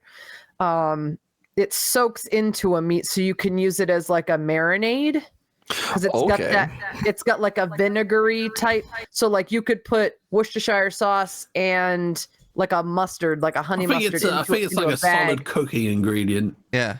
Yes. Okay. Yeah, you can use it in base. And because it's liquid, you can kind of use it with anything. Yeah. But I was pretty much blown away the fact that Angel was able to say Worcestershire without any problems because I can't say that word. Worcestershire? It's Worcestershire. That's because I'm from New England, and so there's a lot of New England names like Worcester. Yeah. That don't look. It looks like it's Worcester, but you don't say it Worcester. You say it Worcester. Yeah. So I'm familiar with like, it looks like that, but you say it like. It's not. It wasn't the fact that you're from America that you couldn't say it. It was the fact that like a lot of people in the UK can't say Worcestershire. Well, yeah, because it looks like Worcestershire. Yeah. Is what it looks like. It's like Leicester as well. Some people call it like Leicester. Like that's not how you pronounce it. Leicestershire. Leicester. That's yeah.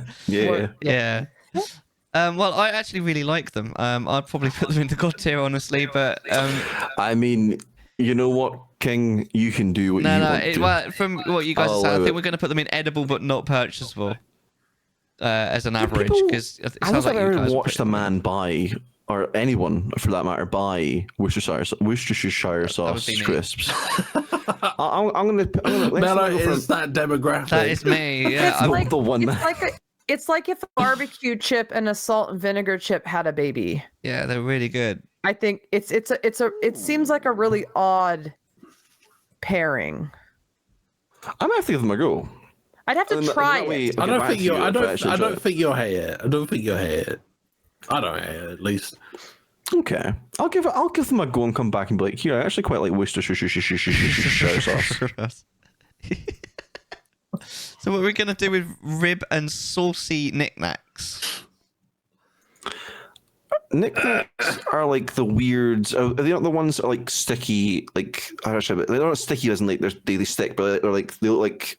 They're like actual what's-its that have shriveled up and That's dried like out. what you name something when you can't name it what it is. Like how, like when it's not really cheese, that's why they spell it CAEZ.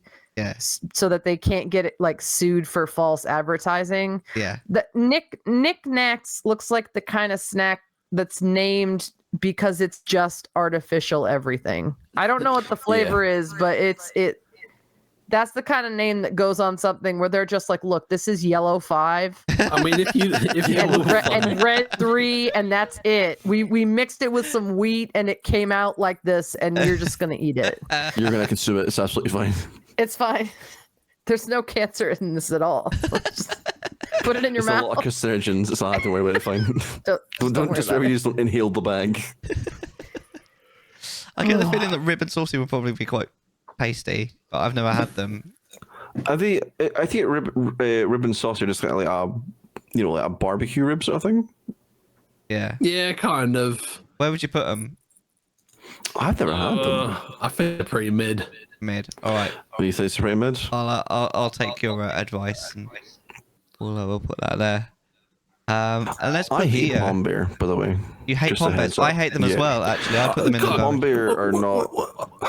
Guys, palm bear is like, they're like, oh, your parents are like, oh, I got you crisps. Like, oh, great, and then you see them like, oh, fuck. Nah, palm bears are like, oh man, they're good. Maybe it's just nostalgia, but like, I love palm bears, man. You can go out there and have a packet of palm bear nowadays, and you'll be really upset. I think we're going to end up putting them in edible but not purchasable, because I would put them in garbage as well. I don't like. I've had them in the past, and they're very much a school snack. Like, oh, you're in your lunchbox. Like, oh, what crisps you got? Went palm bear. Yeah. You know. Well, what I think we should do, let's place the 2 Monster Munch, and then we'll call it a night because it is getting a bit late. It is a wee bit late, yeah. Yeah. So what we got the roast beef Monster Munch and the spicy Monster Munch.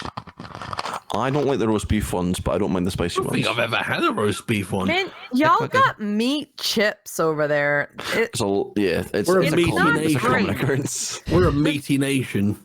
No, is it because you have a meat shortage or something? You had to make your chips? Like, is there something in we British just like history where like someone hurt you and now everything has to taste like beef? No, we just like meat. That's all there is to it. That's why we cause so many fights, because we love beef. So I think we're going to end up in mid then, both of them, because I quite like the beef ones, but I don't like the spicy ones. Between us, we've kind of brought them into the middle. A little bit, yeah. I see what you've done here. All right, we'll call it a day. I think we're quite happy with the god tier there. I think the one that we really came together with is the Frazzles. The Frazzles. Fucking love Frazzles, man. Frazzles have never looked so good. And you come home after a night out and it's like, what's in the cupboard? Frazzles. Oh, I don't have to pick anything. I just have to eat Frazzles. That's all I do. Yeah, we kind of came together in our dislike of prawn cocktail as well. I'm glad we all hate Marmite. Yeah, I don't hate Marmite. I like actual Marmite. I'm all right with. I like the crisps as well. It's like a mild version of Marmite. I don't hate it. The husband teaches world history and European history. Yeah. The AP levels. So you should know our relationship with meat. Well, right, but every year he goes and buys a jar of Marmite and some crackers to give the students a taste of what it tastes like, because it's not even close to an American thing, but it's so prevalent elsewhere that that's one of the things that he exposes them to, so they can have a taste of somewhere else in the world. And he doesn't mind it. I tried it once, and I that's not going in my mouth again. No way. No. The thing is, like, Marmite's ours, right? And the Vegemite's Australian. Yeah, and Yes. not the same thing, because you can get Marmite in Australia as well, apparently. Yeah, so I've got a jar of Vegemite somewhere. Vegemite's good. I was so about a year and a half ago, one of the mods who lives in Australia sent me a package which contained Marmite. No, I ingested said Marmite. It's foul. I then placed it somewhere. It's in my home. It's been a year and a half. I don't know where it is, and I'm genuinely frightened to try and find it. I don't know where I'll You're find growing something that will eventually consume you. I might grow a bioweapon by mistake. The yeast is find now it. the beast. I need you to find this Marmite.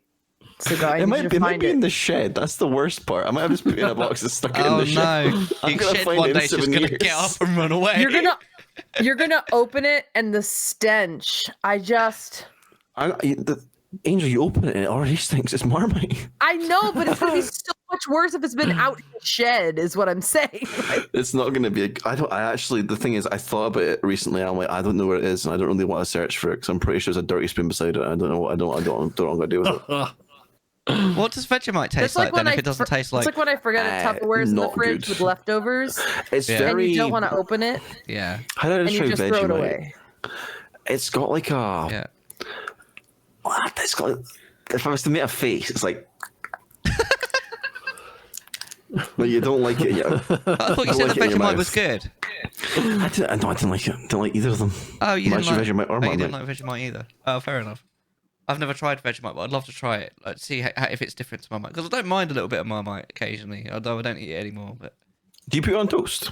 I used to, and then I discovered, like, because I still think to this day it's quite nice, but Marmite on toast and then put cheese on top, and then put another Marmite on toast on top of that is really good. But then I discovered the wonder of HP sauce, and as much as I do like Marmite, HP sauce is like a million times nicer with cheese. I actually really enjoy HP sauce. I didn't think I would, but I had it on a bite, and I was like, that's actually pretty good. I'm not gonna lie. Yeah, Yeah, I like HP. yeah, HP is good stuff.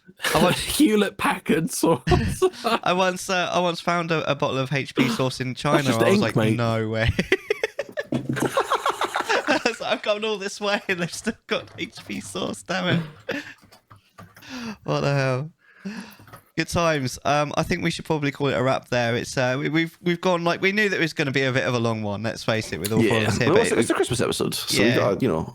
we've still got longer than I expected, so it's been a really good time. I hope you guys have enjoyed it as much as I have. Well, thank you, Mellar. I've had a great time. No, I generally like. It's I kind of do miss being on Chattisfying. Like, I mean, I was, you know, the last time we were on, Polly and I were on, was what, March? They said March, June or something. 9 months I think. ago, yeah. So it's like a bit of a, like, when you asked, I was like, yeah, I'll come back. Fucking Oh love yeah. it. I absolutely love it. It's great. It's always a really fun time, especially when you get to talk about, you know, there's always a very interesting, like, table of discussion of what we're going to talk about, especially with, like, you know, because normally it's about, you know, streaming stuff, or you've got some sort of like, specific topic, and it's like something you can actually think about and work up to and be like, what are my thoughts, what are my points, I want to raise, all that sort of stuff, and just like having the same thing of, like, wanting to chat about stuff, like, or sort of, if there's a good point, like, hey, bring it up, and so that's, you know, it's a great time. Yeah, absolutely. Thank you. Are you happy? So Angry thanks for Angel? having me. Yeah, thanks for coming. No, it's a good time. I wish I had pushed for a little bit more even tier list. But Yeah. other than that, this has been absolutely spectacular. We were so pleased that the two of you agreed to come back. I think we've had some awesome discussion tonight. Roasting the Game Awards is always a good time. And yeah, so with this new start to Satisfying, great. Start to Chattisfying, you're always welcome back. Hell So yeah. if you ever feel like you want to hop on here and join us in a discussion on something, please just reach out, because you're always welcome here with us anytime. Yeah. The door is always open. The world is your oyster. The world is your oyster. It's true. So yeah, thank you very much, guys, for joining. Thank you, Angry Angel, for helping me set it all up as well. I guess we're gonna call it a night here. Merry Christmas, everyone. Merry Christmas. Happy holidays. Follow Happy these people that you Hanukkah see on the screen. and Happy holidays. Happy holidays. Everyone. Happy Honda days Everyone, and Toyota if you celebrate. Yeah. The moon is right, as Paul McCartney once said. Yeah. Oh God, I hate that so much. But no, everyone that you see on your screen streams, and their actual name on Twitch is what you see on the screen. So follow them all. Merry Chrysler. Yeah. Merry So Christmas. we'll see you guys next time. Bye for now. Bye. Chattisfying.